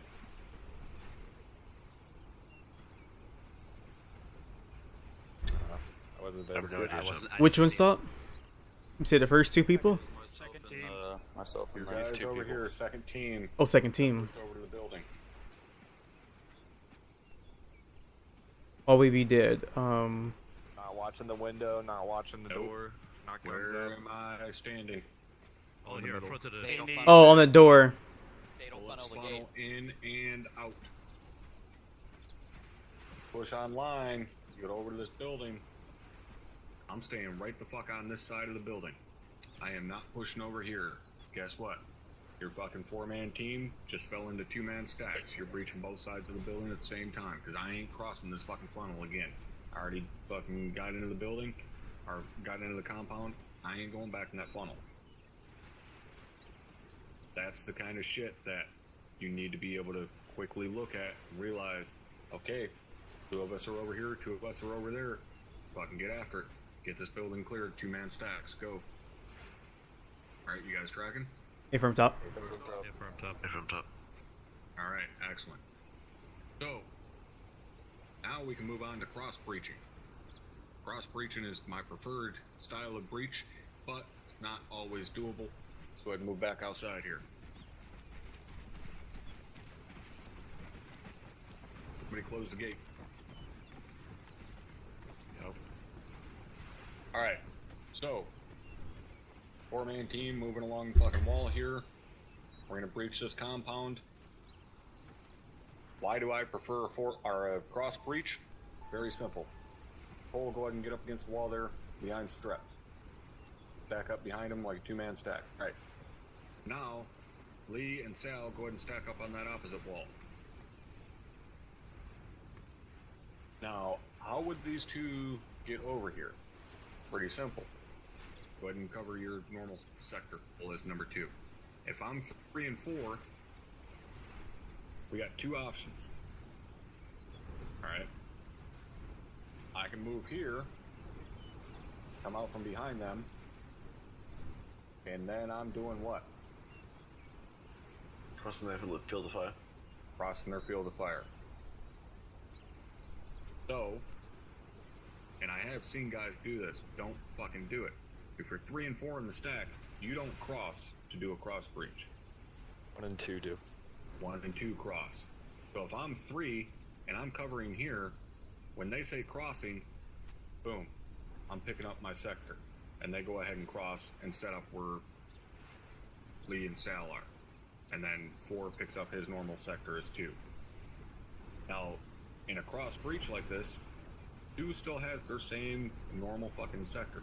They're not covering, back here where like 3 is covering, because that's where Sal's covering from across them. Obviously, their direct rear is exposed because nobody can shoot through to hit their rear, but it's better to have number 2 here covering across there, because that's covering these guys' ass over here. Right? Everybody tracking how that's working? From top. Alright, so cross breach, still the same, setup, so on and so forth. Generally in a cross breach, they're not gonna pie. Why you're not gonna pie? Because somebody is gonna open the gate. Those 2 guys are just gonna do a quick lean out. Boom. It's pretty much pied. You've got both those angles covered. You don't need someone stepping out here trying to pie this, exposing themselves. Right? You've already got a pretty decent amount of information just from the 2 guys that are on point. So now it falls to just the normal stack procedure. All right, as soon as that gate's open, you know, Sal says right looks good, left looks good, whatever. Do your normal stack. 1 set, 2 set, 3 set, last man set. Team leader calls the breach. Who do you guys think is going to actually lead this? Who's going to say, you know, breaching, and then what direction they're going first? Either, wouldn't it just be a button hook? Simultaneously? Yeah, reaching going. Hold on. Who's going to say it? In this Second man. situation. The second man. Who's the Boy, second man. man? Lead. The team lead, leader. Yeah, lead Yeah. later. He tells you to breach. He's not the one saying what direction they're going and moving first. Well, Who's you're going through that door first? Me and Both teams Sal. are going through the door. Yeah, me and Sal are going in first. It's double J-hook, one right, one left. Both teams go at the same time. I said cross breach. Oh, well then I'm I going. didn't say hook. Well, Sal and I are still going in first. It doesn't. Well, it does matter because if you both go at the same time, you fucking run into each other. Okay, well then I say I'm going first. I just communicate. Why are you that. going first? Because I gotta. What if I Sal just- wants to go first? Well, then Sal can. Well, go whoever first. takes initiative and says that I'm going in first. Shut the fuck up. I'm trying to make a point here. If both of you want to go first, which is pretty much always the case, and when I see guys set up in a cross breach style like this, and they do a full-on cross breach, that's generally what ends up happening. If both guys say, all right, breaching going right, breaching going left, and then they fucking bumblefuck into each other in the doorway. Who dictates the pace of the breach? Who dictates Point man. when you're going in? Point man. Who's the fucking point man here? So, So, Sal. Why is Sal the point man? because he's this is part of number 1. He was number 1 when he crossed. There you go.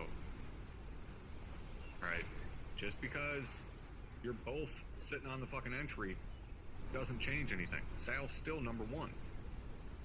He was point man in the file moving down the street. He's still the number 1. Alright. That means Lee is still number 2. However, he's not going to go the same way in a cross breach. Or sorry, he is going to go the same way in a cross breach. Okay, so that's the only thing that changes, is your even numbers. 2 and 4.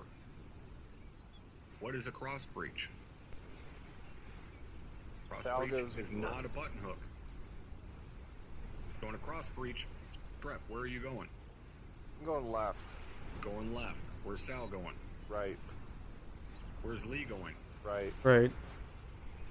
Where's Cole going? Left. Right? So notice, in a cross breach, your buddy teams get flipped. 1 and 4 are 1 and 2 are together, 3 and 4 are together. Because 1 and 2 cross together. This is where you guys have to be fluid. You have to be able to work with each other. It's not just, oh well, you know, me and so are battle buddies, so we're 1 and 3 in the stack, we're always together. No. That shit changes all the fucking time. Gotta be fluid. So, cross breach, just like anything else, if Sal's going right, you're gonna call breaching going right, and he's gonna go in, clear his near corner, far corner, go through the normal process, and then Strep's gonna cross and go left, right? That's a cross breach. What you see here is a cross stack. Guns showing. Notice a cross breach and a cross stack are different things. Cross stack just means you're stacked up across from each other. Right? Then you have your double hook. Double hook is what Sal was referring to. That's when both elements are going to button hook around the corner. Double hook is the preferred method for a cross stack. Why is it the preferred method? You're spending the least amount of time possible in the funnel. Alright? Now, they leaned out, said left looks good, right looks good. Now, our team lead calls, breach. 1 breaching going right. Go ahead. Go. Right. Alright. So that's how it should look for a cross breach. All right, everybody tracking on that. Get from top. All right, go ahead and come back out here and stack back up. Now we're gonna try a double hook. All right, so, and guys call this all kinds of shit, J hook, butt hook, fucking whatever. So in a double hook, Sal's gonna go left, Strap's gonna go right. Where do you guys think Lee is going? Left. Left. Where's Cole going? Right. All right. Lee, go ahead and make a call to breach. Make a breach. 1 J o'clock. Right.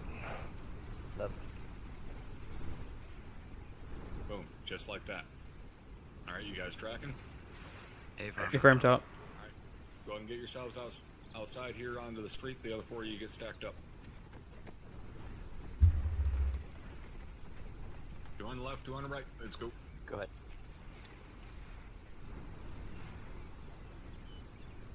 Yep. All right, so Hardman, where the fuck are you looking? You'd be looking over there.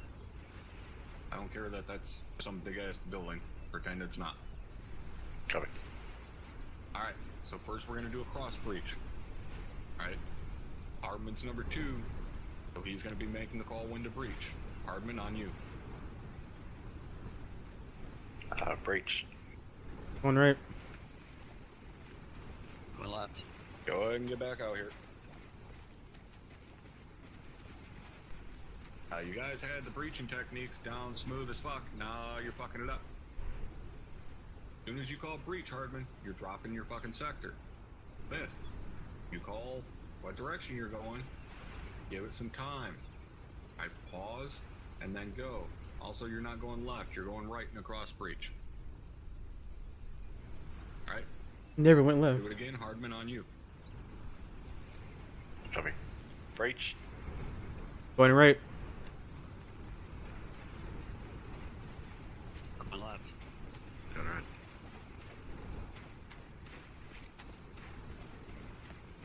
All right.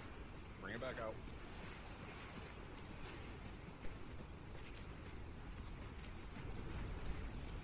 Where was the mistake there? Turn Hardman took too long. Yeah. Guys need to be on that shit. Gotta move quick. Breaching is the one situation where I'm gonna tell you, you have to move your ass with a quickness. Alright, let's do it again. Copy. Breach. Going right. Going right. Nope. Alright, go ahead and bring it back out.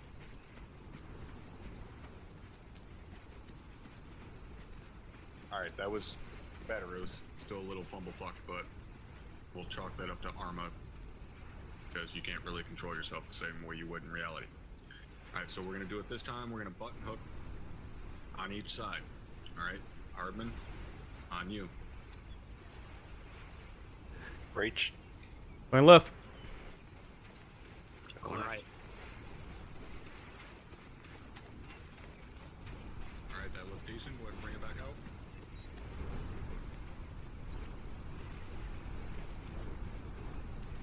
Alright, one thing I'm going to point out here. Donnie, when you're across from him, as soon as you see that guy moving in a button hook, if you're doing a double hook breach, as soon as he calls breaching and what direction he's going, once you see him moving, you need to be moving too. Do not pause. Do not wait for him to get a couple steps out ahead of you. You guys aren't going to be crossing each other's lines. You don't have to worry about, in this situation at least, because the entry is big enough, you don't have to worry about running into each other. You want both of your rifles coming through that entryway and picking up your sectors at the same time. Alright, so let's do that one more time. Hardman, on you. Breach. Going left. Going right. There you go. That's looking much better. Alright, go ahead and bring it out.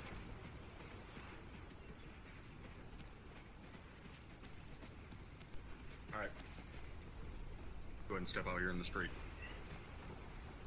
Alright, so biggest reason why a lot of us with experience in this prefer doing a cross stack is because of the fact you don't have to pie. Well, not necessarily that you don't have to pie, but you don't have one guy having to step out on his own, exposing himself to any angle of fire through that funnel. You cross stack like that, you've got pretty good angles covering immediately inside of the room, building, whatever it is. And you're also, you know, with enough practice, you're able to get in the room pretty damn quickly. It's not always quite as quick as a normal 4-man stack, but cross stacks give you much more visibility into the room. So you don't have one whole side that's just a complete unknown.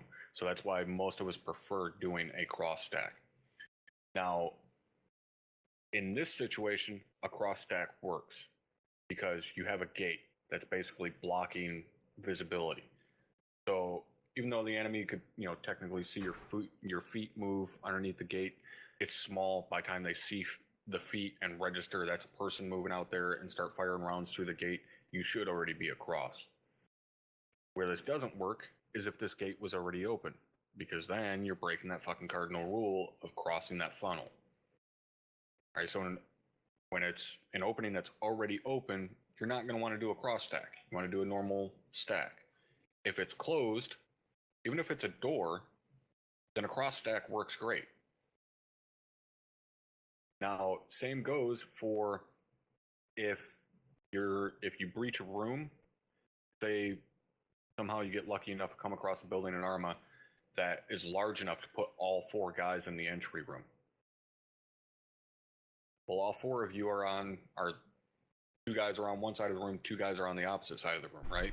So you're automatically set up for a cross stack into the next room, right? If it's a building big enough to have, you know, multiple rooms that you can stuff 4 guys into. So then you push on your walls or push online. And again, pushing online, in my opinion, is better, but you got to train on it. So you push up to your far wall, and now you're set up in a cross stack. Boom. Do your fucking double hook into the next room. Push, go down the long walls, get to the next door. Boom. You're set up for another fucking another double hook.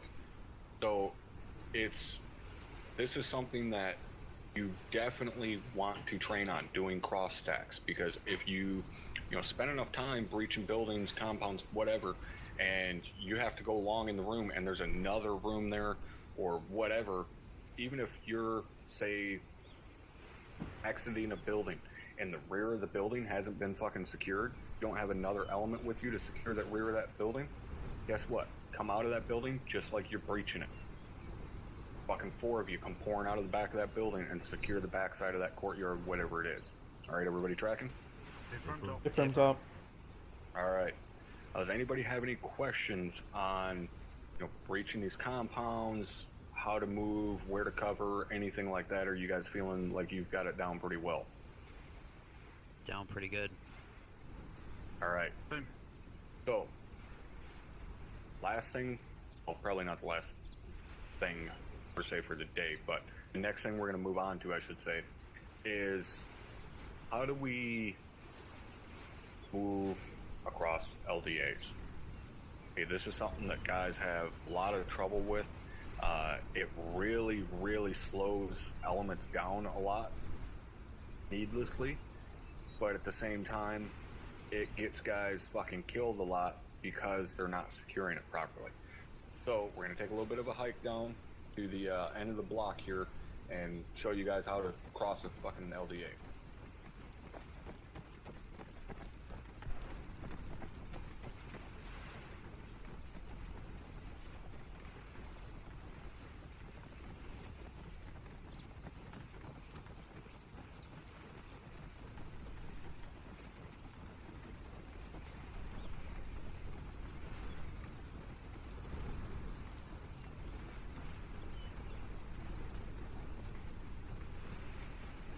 All right, so here we have kind of our typical intersection, right?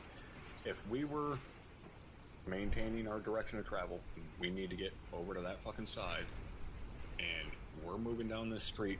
How the fuck do we get there, and how do we get there safely? All right. Well, First, we're going to cover how to do it here, where we got a nice secure corner, and then we'll go over to the other side and talk about how to do it where we don't have, you know, a building right on the corner, you know, it's offset, so on and so forth. So, first, give me 4 guys stacked up here on the corner.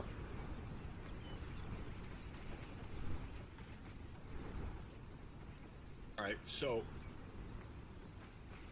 we're going to cross this like normal. You guys know the normal way of setting it up. Point man, you know, sets up, takes security, down the fucking street like Sal's doing. Then number 2, he's going to push across. Strap, go ahead and run across. 3 and 4 are sitting there playing with their dicks, while 2 is getting across and setting up security on the far side. Now 3 and 4 can cross. Go ahead and cross. Try not to step on Sal's ass while you're crossing. Alright, so 3's across. Now 4 can cross. Yeah, give me some space. Move up a little. There you go. Make some room for him. There you go. Alright, so then Last Lee, man. you know, would have called last man.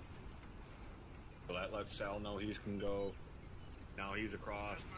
He lets Strep know last man. Now they're able to move, right? It's the normal way of crossing an LDA. Everybody's seen that before, correct? Yes, stop. Alright, go ahead and move yourselves back over here.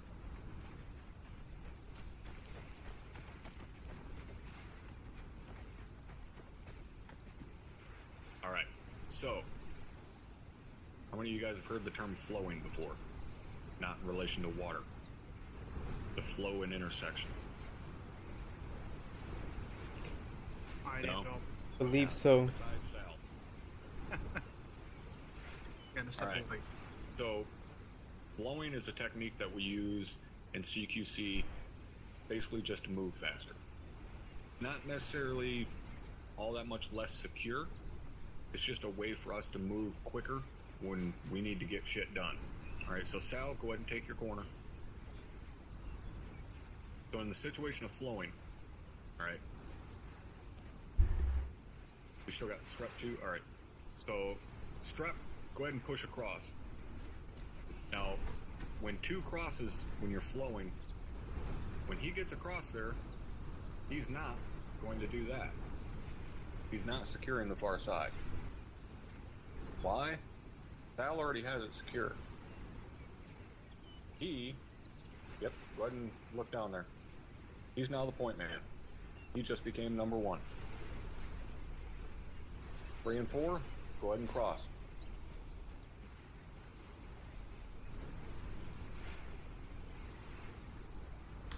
Hold the quarter up to Go low for me.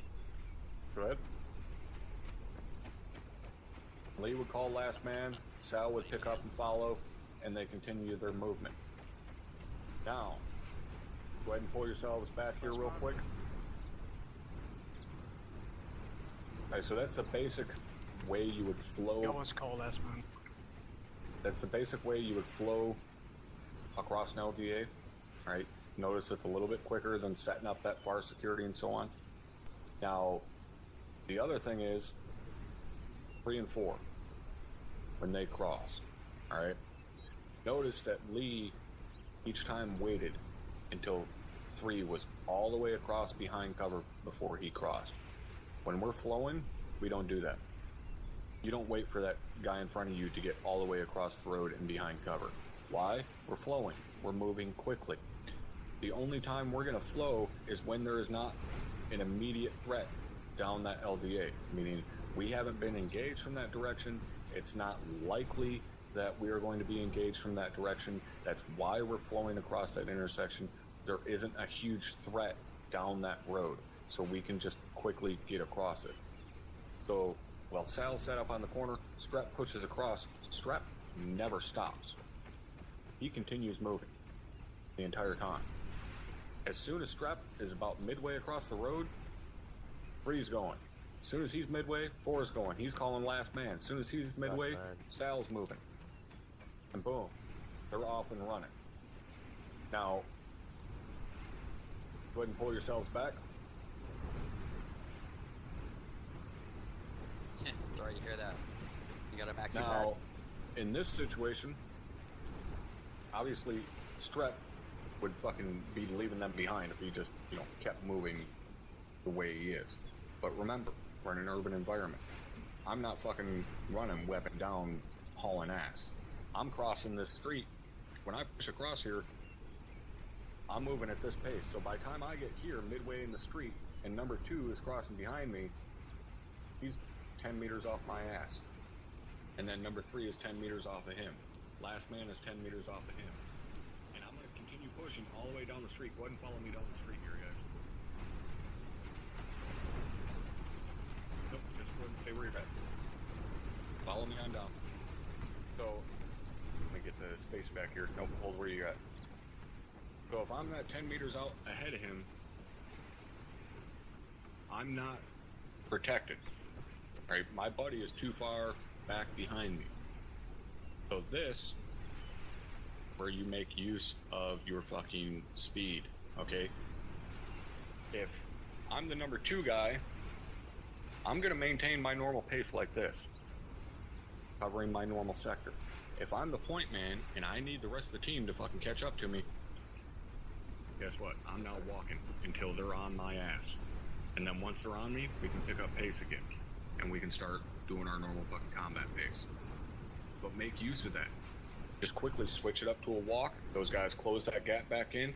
Boom, your spacing's back set. Continue your ass down the road. You just cross that intersection in about fucking 10 seconds with an entire team in the time that it takes another 4-man team to set up full fucking security on the thing and, you know, draw straws on who's going to cross the street first. Alright, you guys tracking on that? Now again, this is something that we do when there's not an immediate threat down the road. If there is an immediate threat or a perceived threat, meaning, you know, think there's something down there, there's high likelihood that there's something down there, then do it the normal way. Set up security like normal, you're good to go. But if there's not, and you need to move quickly, blowing across the fucking intersection like that is a good way to do it. Alright, so go ahead and let's get 4 of you set back over there, just the same 4, and let's flow across this intersection, just like we just went over.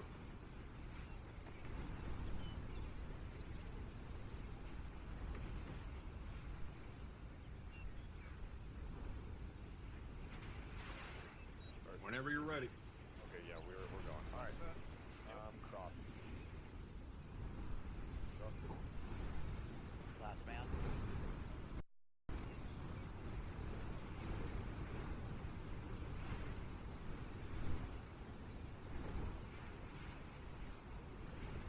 I'm with you. Get your weapon up, Mitchell.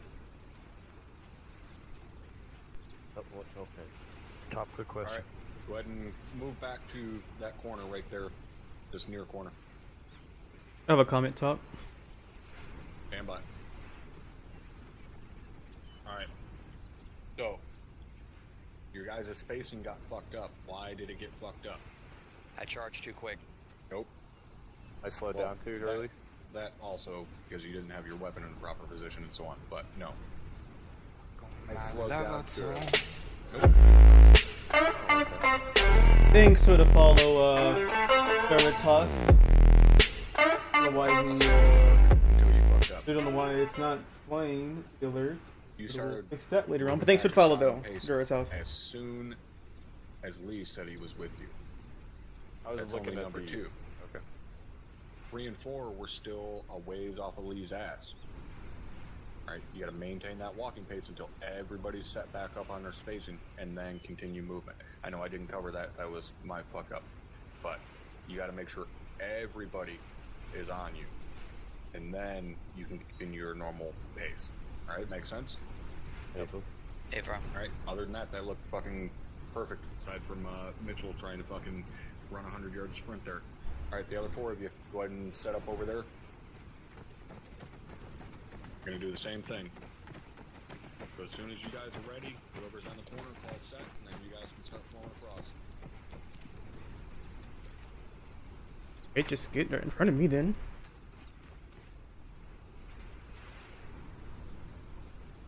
Okay, we're all here. I'm gonna cross. Alright, hold on, but don't move. Not before you come up here. don't try and fix your fucking mistake because you realized it as I walked over here. Mm-hmm. Why is Cole I'm dumb, but I'm not that dumb. Oh. Completely exposed. Yeah. Don't sit on the fucking wall of the... There you go. Now, why would I tell Cole not to fucking be laying his dick in the dirt like that? Takes longer for him to get pick his shit up and move. Okay. Takes you longer to get up and move, and your buddies gotta fucking expose themselves out here in the street to get around your big ass feet. Take a knee, very quickly secure it, and then you're good to go. And my alert's been All right, working go good. I ahead don't and know why he's fucking not working this move when time. you guys are ready. Okay, coming. Crossing.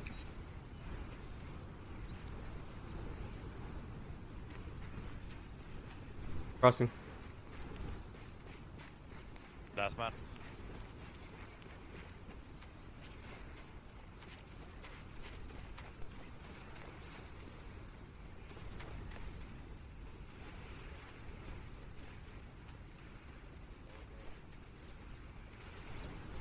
Alright, that looked good. Go ahead and bring yourselves over here.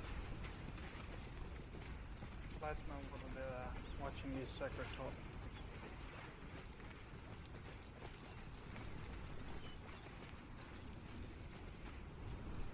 Alright. What were you saying there, Sal? Last man wasn't watching down the street, he was only looking forward. Oh, why are you not on yelling? Remember what I said at the very start of this class? Apologies for starting. My gun was forward, my head was not. Where your head goes, your gun goes. Copy. That's probably something I should put as the #1 fucking rule in all training. When you're, well, all urban training, I should say. You're in an urban environment, if you're looking there, your weapon's pointed there. That's simple. Why? Because you have to have quick fucking reflexes in an urban environment. You know, obviously it's a little bit different if you're looking at a friendly, you know, you don't want to flag a fucking friendly and shit like that. But you saw my you're channel? covering a sector with your eyes, you're You covering decided it to with watch? your Okay. weapon. How'd you see my channel? There's no fucking yes, no, maybe. Yes. You're looking at it, pointing your rifle at it. Everybody clear on that? Affirm top. A firm top. Alright. So, Like was it like a is how do multi-twitch we or something? flow around a corner like this? Going around a corner, much fucking easier. This is something that you guys should be doing every fucking corner you're rounding. Cannot stress this enough. If my direction of travel is down the road we've been going, I need to turn left here at this intersection. When I come to this corner, alright, I'm gonna kneel, eye around the corner, clear, and then push. Why am I pieing around the corner? Because it's just like any fucking thing else that you pie, alright? This is still a danger area.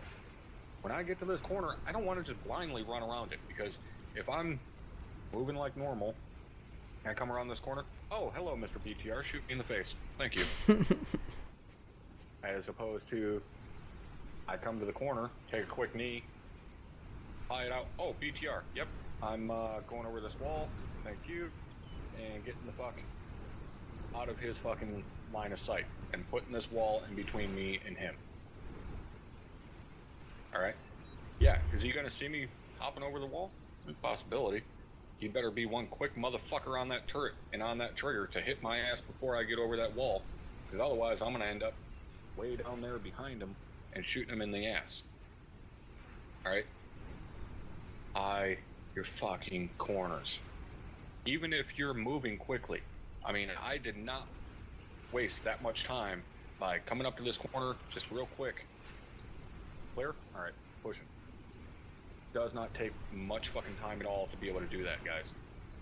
And it will save your ass a lot. Your corners. I don't care if it's a building, fence, wall, whatever. Just look around the corner before you just blindly run around it and lead with your face. Alright? So, if in normal situations, you're trained, take your corner, secure it, hold, alright, corner secure. Decided to find some Armor 3 streams, so that's cool. My stream Armor 3, I'm sorry I read your message late. All of that. But, it's just exactly like yeah, I just pretty showed much you. 2 minutes ago. Alright, That's when good, you posted it, push. but I stream Arma So it's 2. not much I'm thinking about resuming different streaming timelines, on but it will every save Tuesday and you Thursdays, a but little bit of streaming time. on the weekends though. Alright, everybody clear on But how it after works to this, go around the corner after like the that. Urban Combat School finishes, I'm gonna give myself like a 30-minute break, maybe 15-minute, 5-minute break, I don't know. Yep. Then I'm gonna go to play some Siege and stream Siege as well. So you want to stay on and watch me play some Rainbow Six Siege, then that'll be fine too as well. The first guy knows he has to go low, because when I'm here, low, and top is above me, behind me, you got 2 rifles in one place. Yep. And that's if you're fully secure in the corner. If you're flowing around a corner, you don't need to do high-low. But if you're flowing around a corner, again, it's because you don't have an expected threat in that direction. Alright, so make sure you understand that difference. But yes, anytime you see an opportunity, you know, on a cut corner like this, if you can go high-low, do it. But if say I'm on this corner covering here, alright, so I've got this sector secure down here, where am I most vulnerable? Across. Directly right. across from me, to my right. Directly across. Okay, so if I'm not engaging anything, number 2 needs to be fucking right over top of me, covering my right. And don't be afraid to call that out to somebody. You guys will hear me say it all the fucking time. When I'm moving through any type of urban environment, if I'm the point man, I don't fucking care that you guys already know you need to be covering to your right. If I'm moving down this wall, I'm telling the guy behind me, watch my right. Keep up that communication. You're the point man. Everything is dictated by that point man. Okay? That means if I tell you to look fucking left when, you know, your training tells you to look right, I don't give a fuck. You're looking left. Because I'm the point man. I know my job. I know what angles I can see, what angles I can cover, and know where I'm exposed and what I need covered. So if that point man tells you to fucking look somewhere, you better look there. So if I take this corner and I feel that I can properly secure this corner by myself, covering down this road, I'm going to tell that number 2, hey, cover my right. And he's going to say, you know, Roger, high-low. And he's going to be, you know, right over top of me, covering my right. Alright, you guys tracking on that?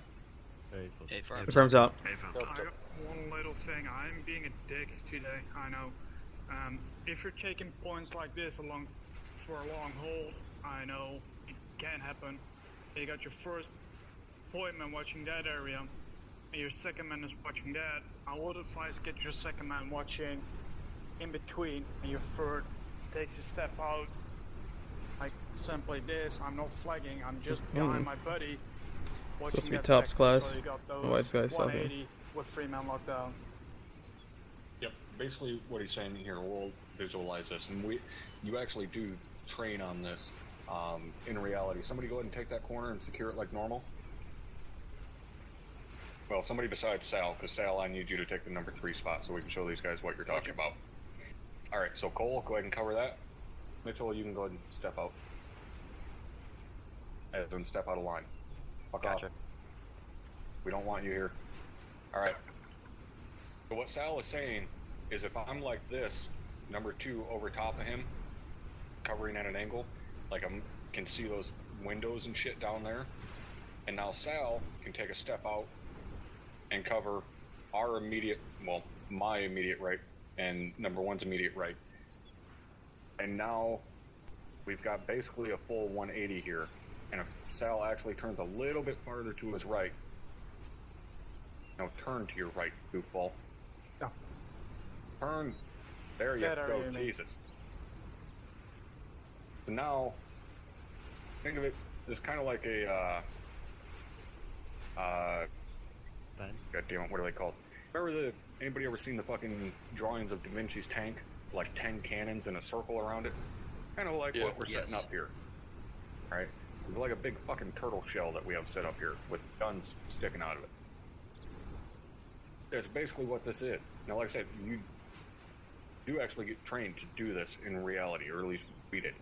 The only reason that I do not like doing it in Arma, because how fucking clunky your body movement and shit like that is, because if we're sitting here like this, and say we start getting engaged from directly down that fucking wall there, okay? And I'm covering here, I immediately am going to want to step here and pull back and start engaging that guy. But my buddy Cole down there is kind of fucked, because now he's going to be shooting that way and nobody's securing this. So in reality, this entire stack would hit the wall and take a couple steps back so that Cole has room to move, right? But in Arma, it's a total pain in the dick to do. Right? You've got to be pretty on top of your shit to be able to move that precise and that quick. In reality, it's easy for us to do. Arma, not so much. So this is, you know, a way you can stack up, secure a corner, like Sal was saying, for a long halt. If you're locking down this intersection, that is something that you can do, but, you know, be very fucking careful with it, right? Anybody else got any questions or anything? Not for me. No top. Negative top. Alright. So, let's move across the street here.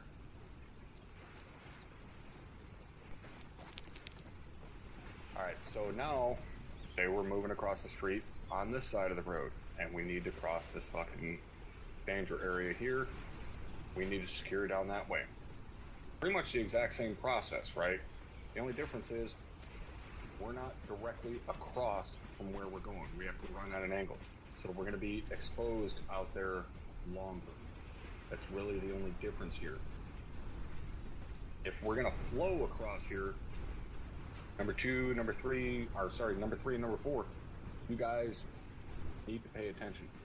I'm not going to wait until number 2 is halfway across the road here. If I'm number 3, I'm not waiting until my buddy is all the way the fuck out here before I start crossing. I'm going to wait for that same 10 meter or so spread. So if I'm number 3 right there, number 2 is crossing, by about the time he hits here, I'm fucking following in behind him, because I don't want to be that far away from my buddy. So by time I'm across the road here, that means number 2 is middle of the road, and number 3 is starting his movement across the road. Yes, you are exposing more guys to enemy fire, but again, you're flowing across this because you're not expecting any enemy fire from down that way. Alright, you guys tracking how that works? Firm top. Alright. So, next thing to go over, right? As Sal was just mentioning, you know, long halt, if we're going to lock down an intersection and so on. Again, we're going to go on the premise that we have teams on both sides of the road. So give me 4 guys over on the other side of the road, and then 4 guys over on this building right here next to us.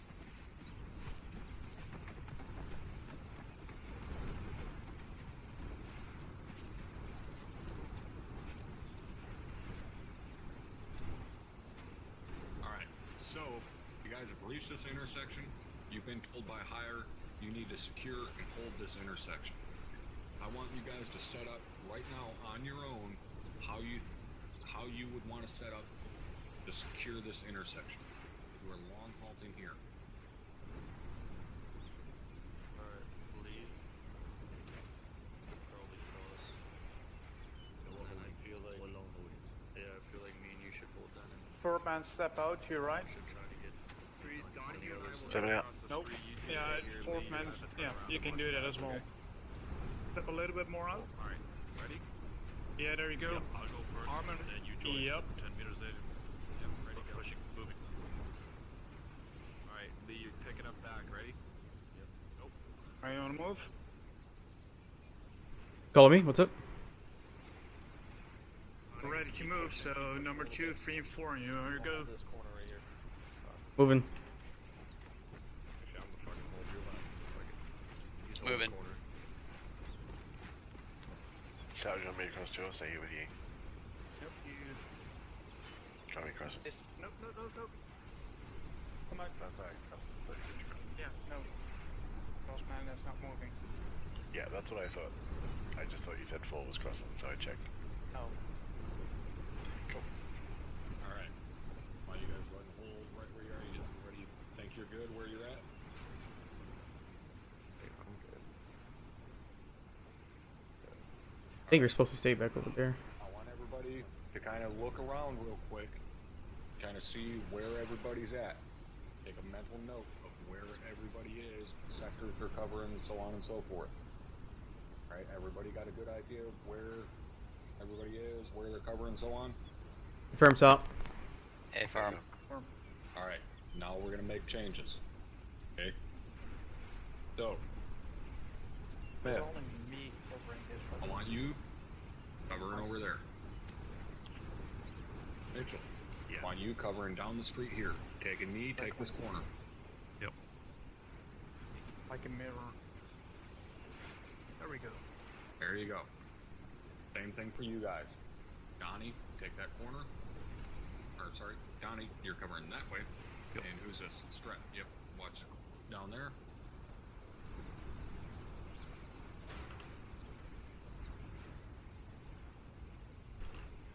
Alright. Come down the street there.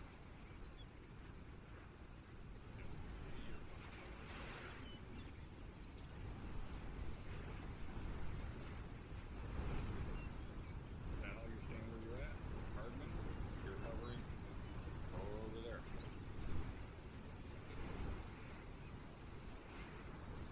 Alright, so now, I want all you guys to use your free look, do not move your fucking rifles.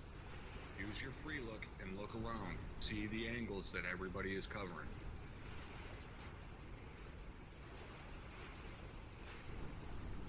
Alright, everybody feel like they got a good look at where everybody's covering?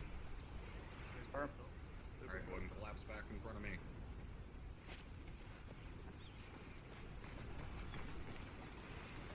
I only had one question. Yep.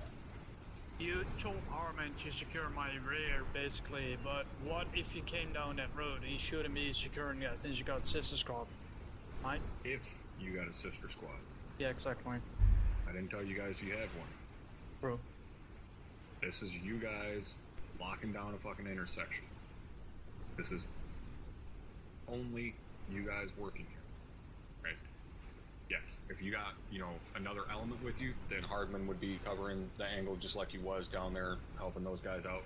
Same with the guys over here. They'd be covering down that way, vice versa. You'd shift your sector to, reflect upon where you have other elements operating with you. If it's just you guys here locking down this intersection, that's the sectors you guys would be covering. You have a full 360-degree security. A target presents itself anywhere. Rifles can get on it. Multiple rifles can generally get on it. Okay. Now, what I want you guys to note here, that 8 of you, 8 guys, can lock down a fucking intersection this size by setting up behind proper cover and holding your proper sectors. Okay? Look at the size of this area. Look how big this town is. If this was the intersection of an MSR and an ASR in the town, basically control this fucking town from this focal point right here. This intersection controls the town. So that means 8 guys can lock down a fucking town that is 4 city blocks. And these are pretty big fucking blocks, right? It does not take an entire fucking platoon to secure something like this. Yes, you could push out to the outskirts of the city and lock it down. Very fucking true. And that's the way you would want to do it in a defensive situation. But if the other 3 squads in your platoon are busy clearing, doing whatever, and you guys have incoming, you lock down this intersection, Nothing is taking this town while the 8 of you hold this fucking intersection. No vehicles can come in or out. No troops can take this intersection. Because even if the troops get in on that far side of the fucking town, they have to come out on one of these roads to be able to engage you. They come out on the road, they're fucked. They have multiple rifles pointing at them, no matter where they come out. Alright, so you guys understanding why it's so important to be able to lock something down like this. They're from top. Yes, stop. Falls back on a inner cordon. Exactly.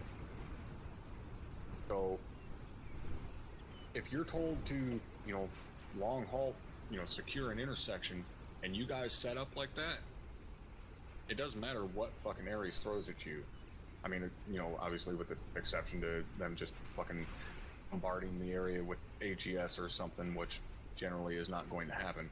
But if troops or, BTR or something tries rolling in down the road, nothing they're going to be able to do to you. Yeah, they can use the sight lines and put buildings in between you and them and close the distance and try and flank and so on, but you're in a hardened, fixed position with full 360-degree security. You set that shit up properly, you're gold. Alright? Anybody have any questions? Negative top. Negative top. Outstanding. So, what we're going to do now, we're pretty much right at the end here. I know you guys are probably all disappointed, like, oh, I didn't get to shoot anything. If that's what you're fucking looking for, you're in the wrong goddamn place. This is not about fucking having fun. It's about trying to learn. So, what we're going to do now, I want you guys to go all the way back down there by where the trucks are. You guys are going to move down this road like we fucking trained to do tonight. You guys are going to get across this intersection. You guys are going to flow this intersection. You're not breaching any of these compounds on that side. Okay, you're just moving down securely. You're going to flow across this intersection. Once you get across this intersection, you're going to breach both of these fucking courtyards. Remember to keep up the communication. Make sure you're all on fucking yelling. Alright? 4 guys on one side, 4 guys on the other side. Very simple. I'm not going to have, one team wait while the other team breaches. This is purely just make sure you guys have the motions and everything like that down. So let's make a run all the way back to the trucks. Get 4 of you set up on the left, 4 of you set up on the right, and we'll get this going.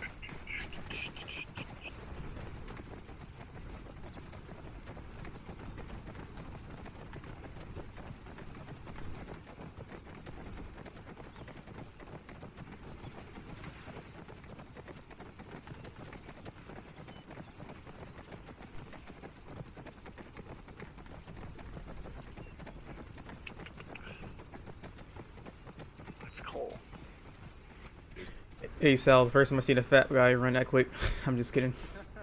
Not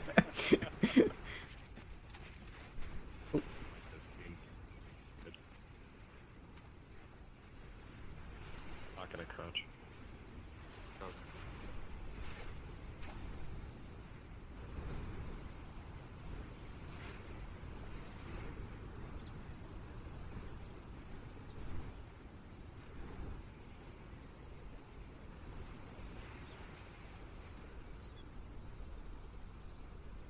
Alright. Everybody ready? Because this stack over here on fucking Sal's side looks like dog shit. Closing the gap. Tighten that pile up. Close that fucking spacing up.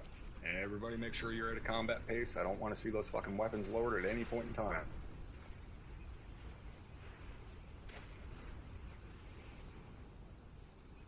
Alright, Boston.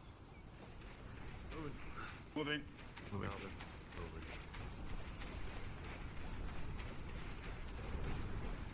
Flying left. Looks clear. Windows on the right.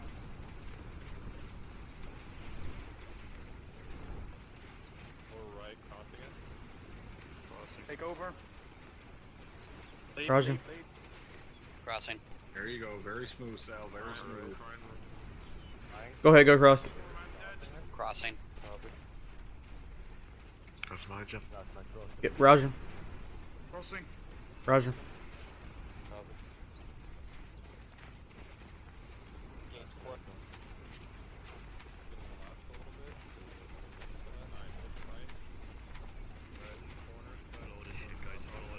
Watch down the street or on the left. Watch that street. Let us know you're set so Howard can go across. Set. Watching. Cross him. Alright, go ahead, Sal. Yep. Yep. A crossing, last man. Keep going, keep going, keep going. Keep going, keep going. You're flowing, you should stop moving. Let's go. Leap, leap. We're stuck on this. We're stuck I'm on holding this. short. Let me know when you're all here. Last man. Yep. I'm set. Let us know when you guys are here. Set. Wait 1 second, they're not here. Alright, they're here. Go ahead. I'm out. Okay, looks good. I'm going left. Copy. Going in right. Going left. Going right. Left. We're gonna take this Alright. last gate. I got the windows left, mate. Copy, yep. Can you guys keep moving down your side of your wall? Let's clear out the rest of the compound. Pushing up. Alright, that's good, that's good. Go ahead and pull it back out here on the street. Pull it back out here. Pull it back out here. We're going back. We're going back down. Right, piss.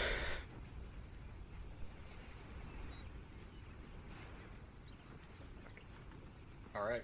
That was pretty damn 60 of good. you viewers who are here right now. One thing I'm gonna point out. You guys still is there? Actually, something that I should have. Oh, I gone ain't over, chatting in I chat. didn't because I'm an asshole and forgot. Let's take a little fucking jog here back up towards the start.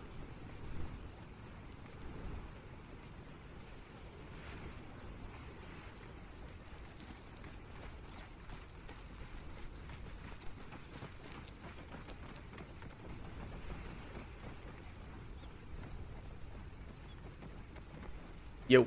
Well, I know you still there, Berettas.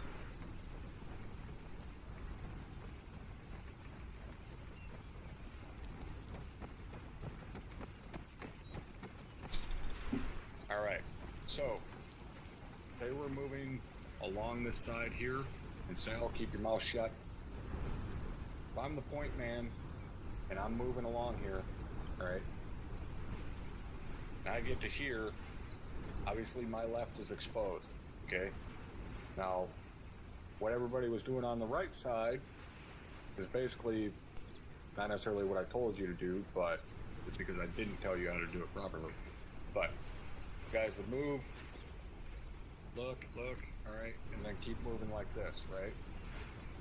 Everybody, that's how you normally see guys moving, correct? Yes. Alright, You're supposed to set up a in this ninja environment, crossing, I'm pretty sure. that ain't how we move. Yep, knew it. We're gonna flow across danger areas. Okay, I should have pointed this out. Roads aren't the only fucking danger areas. Roads, alleyways, openings in walls, fucking archways. I anything knew it like was being that. done wrong. I knew If it. we're flowing, we're moving quick, then that's what we're doing on every danger area. So in this situation, if I'm on this side and I'm moving along here, I'm gonna get to here, secure it, and then number 2 is just pushing right past me. I've got this held down. Number 2 is gonna keep pushing fucking direct forward. Number 3, number 4, so on. And then I'm picking up from here. I'm no longer fucking point man. I'm the last man. And you do that for each fucking danger area you come to. So even coming down to the end here, you get to the end of the fucking building, there's a little fucking gap here. Still the same thing. I would secure that. Now, instead of number 2 being the point man, number 3 just became the point man. Okay? So, like I tell you guys, you gotta be fluid. Everybody has to know how to do each other's job.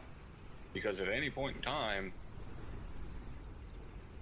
any of the 4 of you could be the point man when you're moving like this. When you're trying to move very fucking fluidly through town, hence why it's called flowing, because you flow like fluid, right?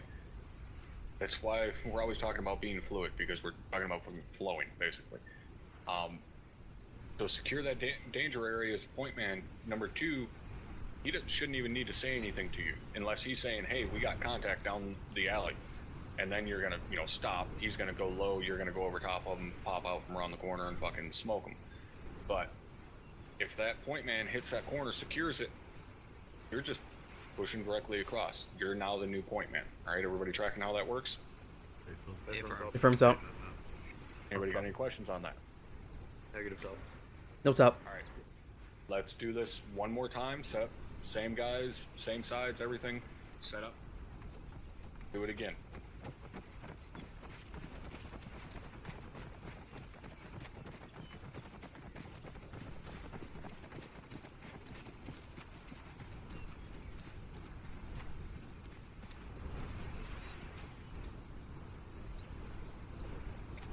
Mitchell, bunch it up. There you Yep. Yeah, Ready? we're good. Yeah, right side's good. We're Yep, good. we're ready. Moving.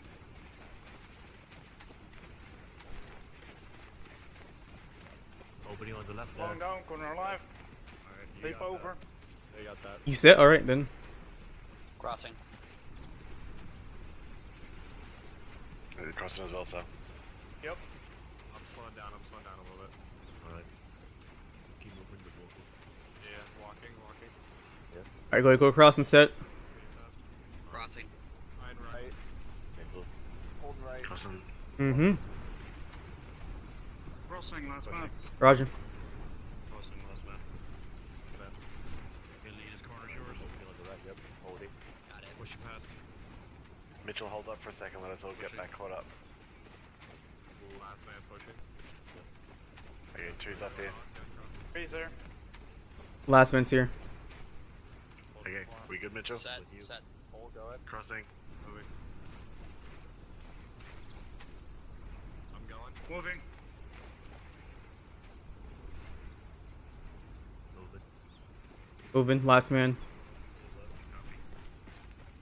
Johnny, go ahead and start coming over. On the move. To your right. Flying it. Hold. Second 9. Remember to walk when you're far away. Reset. There you go. Alright, wait. Right. Well, 3 is here, I should say. Last man set. Copy, fine. Last Fourth man's man set. That'll be fine. Okay, pie looks good. I'm going to button hook left. That looks good. I'm Going right. looking right. Going in. Reach. Going. Going in right. Going left. Watch your windows. Right.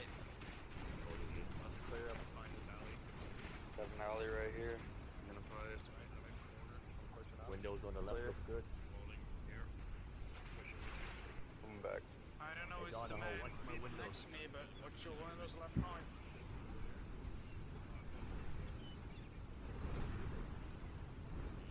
Mitchell, those windows. Hey, Donahoe, watch There you these go. windows on my right. I'll watch your Does he want us to breach? Yeah, what's up? I'm gonna slide left a little bit here. You come down to this corner a bit Yep. more so you can see Go ahead. windows better. Yep, go ahead. Sliding up. Yeah, so you got my rectangle in the center of the building. Right, falling back.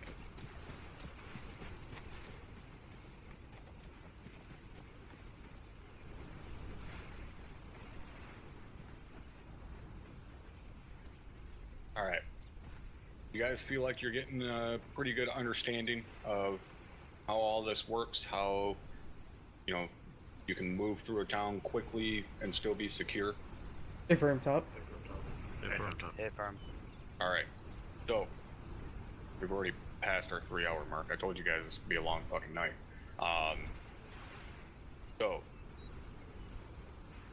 this is where you learn to crawl. Now it's on you guys to fucking teach yourselves how to walk and then how to run. What I mean by that is, gonna be it for tonight. We're not engaging a bunch of fucking pop-up targets. We're not engaging a bunch of fucking Op 4. Not what this is about. This is to train you guys in the fundamentals and fucking muscle memory and learn how to do this shit properly. Anybody know what the easiest thing in Arma to do is? Anybody? Shoot things top. Pull the fucking trigger. Easiest fucking thing you can do in Arma is pull the trigger. I could throw, 20, 30 Op 4 in the town here and let you guys go through and clear it. But it's not training you how to properly cover a sector. It's training you how to properly engage a fucking target. You guys can do that shit on your own in a squad training. Not what this is here for. Alright? So, you're bummed out you didn't get to shoot shit. Tough luck. Not what I'm training you to do. Training you to fucking properly pick up a sector, properly move through a town. You want to fucking shoot shit, go play in the fucking virtual arsenal. Right? Anybody have any questions? No question. Yes, one popped up. Go ahead, I Sal. know we're going 2 teams online on the same crossing, but what Mace taught is one is looking right, left when you cross the roads. Is that still a thing you prefer, or say team 1 is looking the left side, team 2 is only taking the right side? Yes and no. Honestly, it's personal preference between the teams. That's one of those situations where, you know, you as a squad, you know, training together with the other team in your squad, it's kind of on you, on the team leaders, or even somewhat on the squad leader, more so on the team leaders, in my opinion, how they want to do that. If they want just, you know, the team on the right covering the right side, team on the left covering the left side, or, you know, crossing. Personally, I prefer crossfire. I think it's much more secure than having one whole element covering one sector. I prefer to have elements covering both ways, just so you have that crossfire. But again, that's personal preference. You're still able to secure the same area by having guys look the same direction or opposite directions. It's really personal preference. Roger, thank you. Everybody understand what me and Sal are talking about there in terms of guys covering the same way or opposite directions? Yes, stop. Okay, just wanted to make sure none of you guys are like, what the fuck are they talking about? All right. So again, point of this class, teach you guys how to crawl. Now you guys can go back to your respective elements and, you know, hopefully disseminate some of this information to them, so that, you know, when you guys go into a squad training or whatever, and again, this combat or this can, god damn it, Hardman, what did I call this thing? Urban School. Warfare Center? Yeah, Urban Combat Center. Whatever the fuck it is, I called it. Pretty This sure it's is Warfare. Yeah, Urban Warfare Center. This is on the normal training template for this map. So all of you guys can use this. Okay, this isn't like some special fucking thing that's hidden away somewhere. You guys can use this training center anytime for a squad training. And you can come in here, you know, you can have pop-up targets set up, you can do live fire, whatever. But now you guys know how to properly move through this so that when you go into a squad training and, you know, you see private so-and-so fucking covering the wrong angle, you can say, hey, if you cover over here, you're securing more area and leaving yourself less exposed. All right, makes sense to everybody? From top. All right. So that's gonna. I'm gonna be the dick again with comments. However, I think for Good. squad leaders and team leaders, it's a semi-needed thing to do, because if a PV2 attended the class and a squad leader didn't or a team leader didn't, and a PV2 is gonna say, hey, you gotta look that way instead of that way, you're probably gonna get direction like, who the fuck is squad leading here? You're not. I'm the squad leader, or I'm the team leader. Yeah, use your fucking brain. All right, be respectful and say, hey, in UCS, we were taught to do it this way. You know, it's still obviously the team leader or squad leader's fucking prerogative, whether which way they want to do it. But, you know, don't be afraid to pipe up and, you know, give a suggestion, but be fucking respectful and say, hey, you know, in UCS, we were taught to do it this way. All right, anybody got anything else? I got one quick thing, top, just because it came up yesterday when we were doing Okay, the he's journey with 3-2 and 3-3. If you're in Havoc 3, this is not on the Havoc 3 server, so feel free to apply pressure to your Platoon HQ element to get their shit up to date, because I noticed that they're not running the up to date shit, so... There you go, yell at them. But at the same time, official server is always, you know, I'll use this for squad trainings, provided it's not being used for a class. Alright guys, that's going to wrap it up for tonight. Hopefully you guys feel like you actually fucking learned something. I think you did, but Hell yeah. hopefully you actually did. So that's going to wrap it up for tonight. You guys are dismissed. Enjoy the rest of your Saturday. Good job tonight. Thanks, Top. Thanks, top.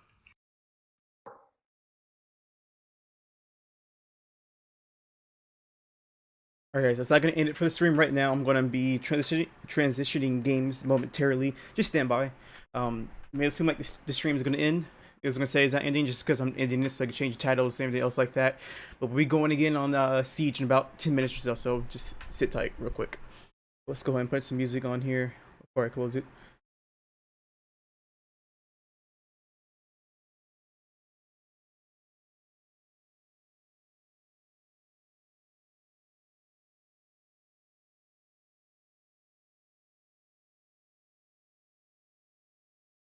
Yeah.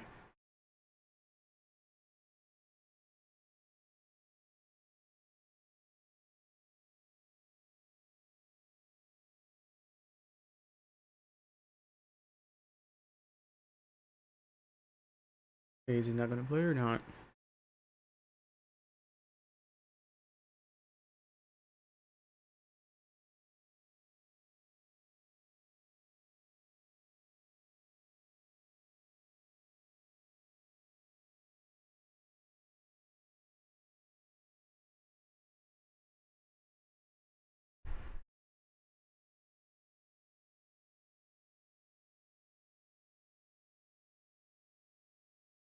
Okay, this is weird. I was not playing.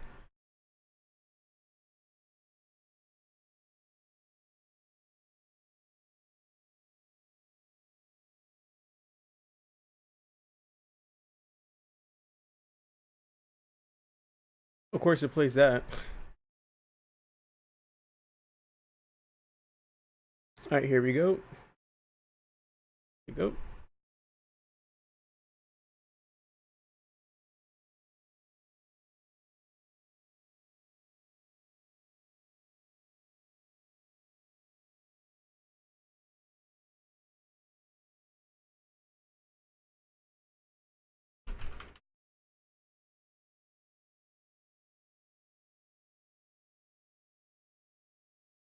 You quit. Use the bathroom again.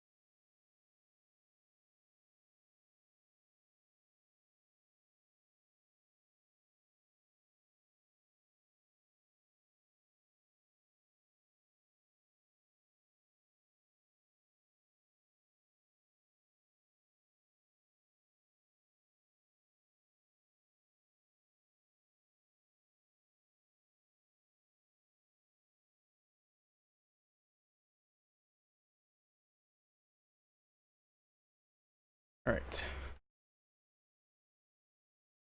Go launch game now. Up. Finally was able to use the restroom.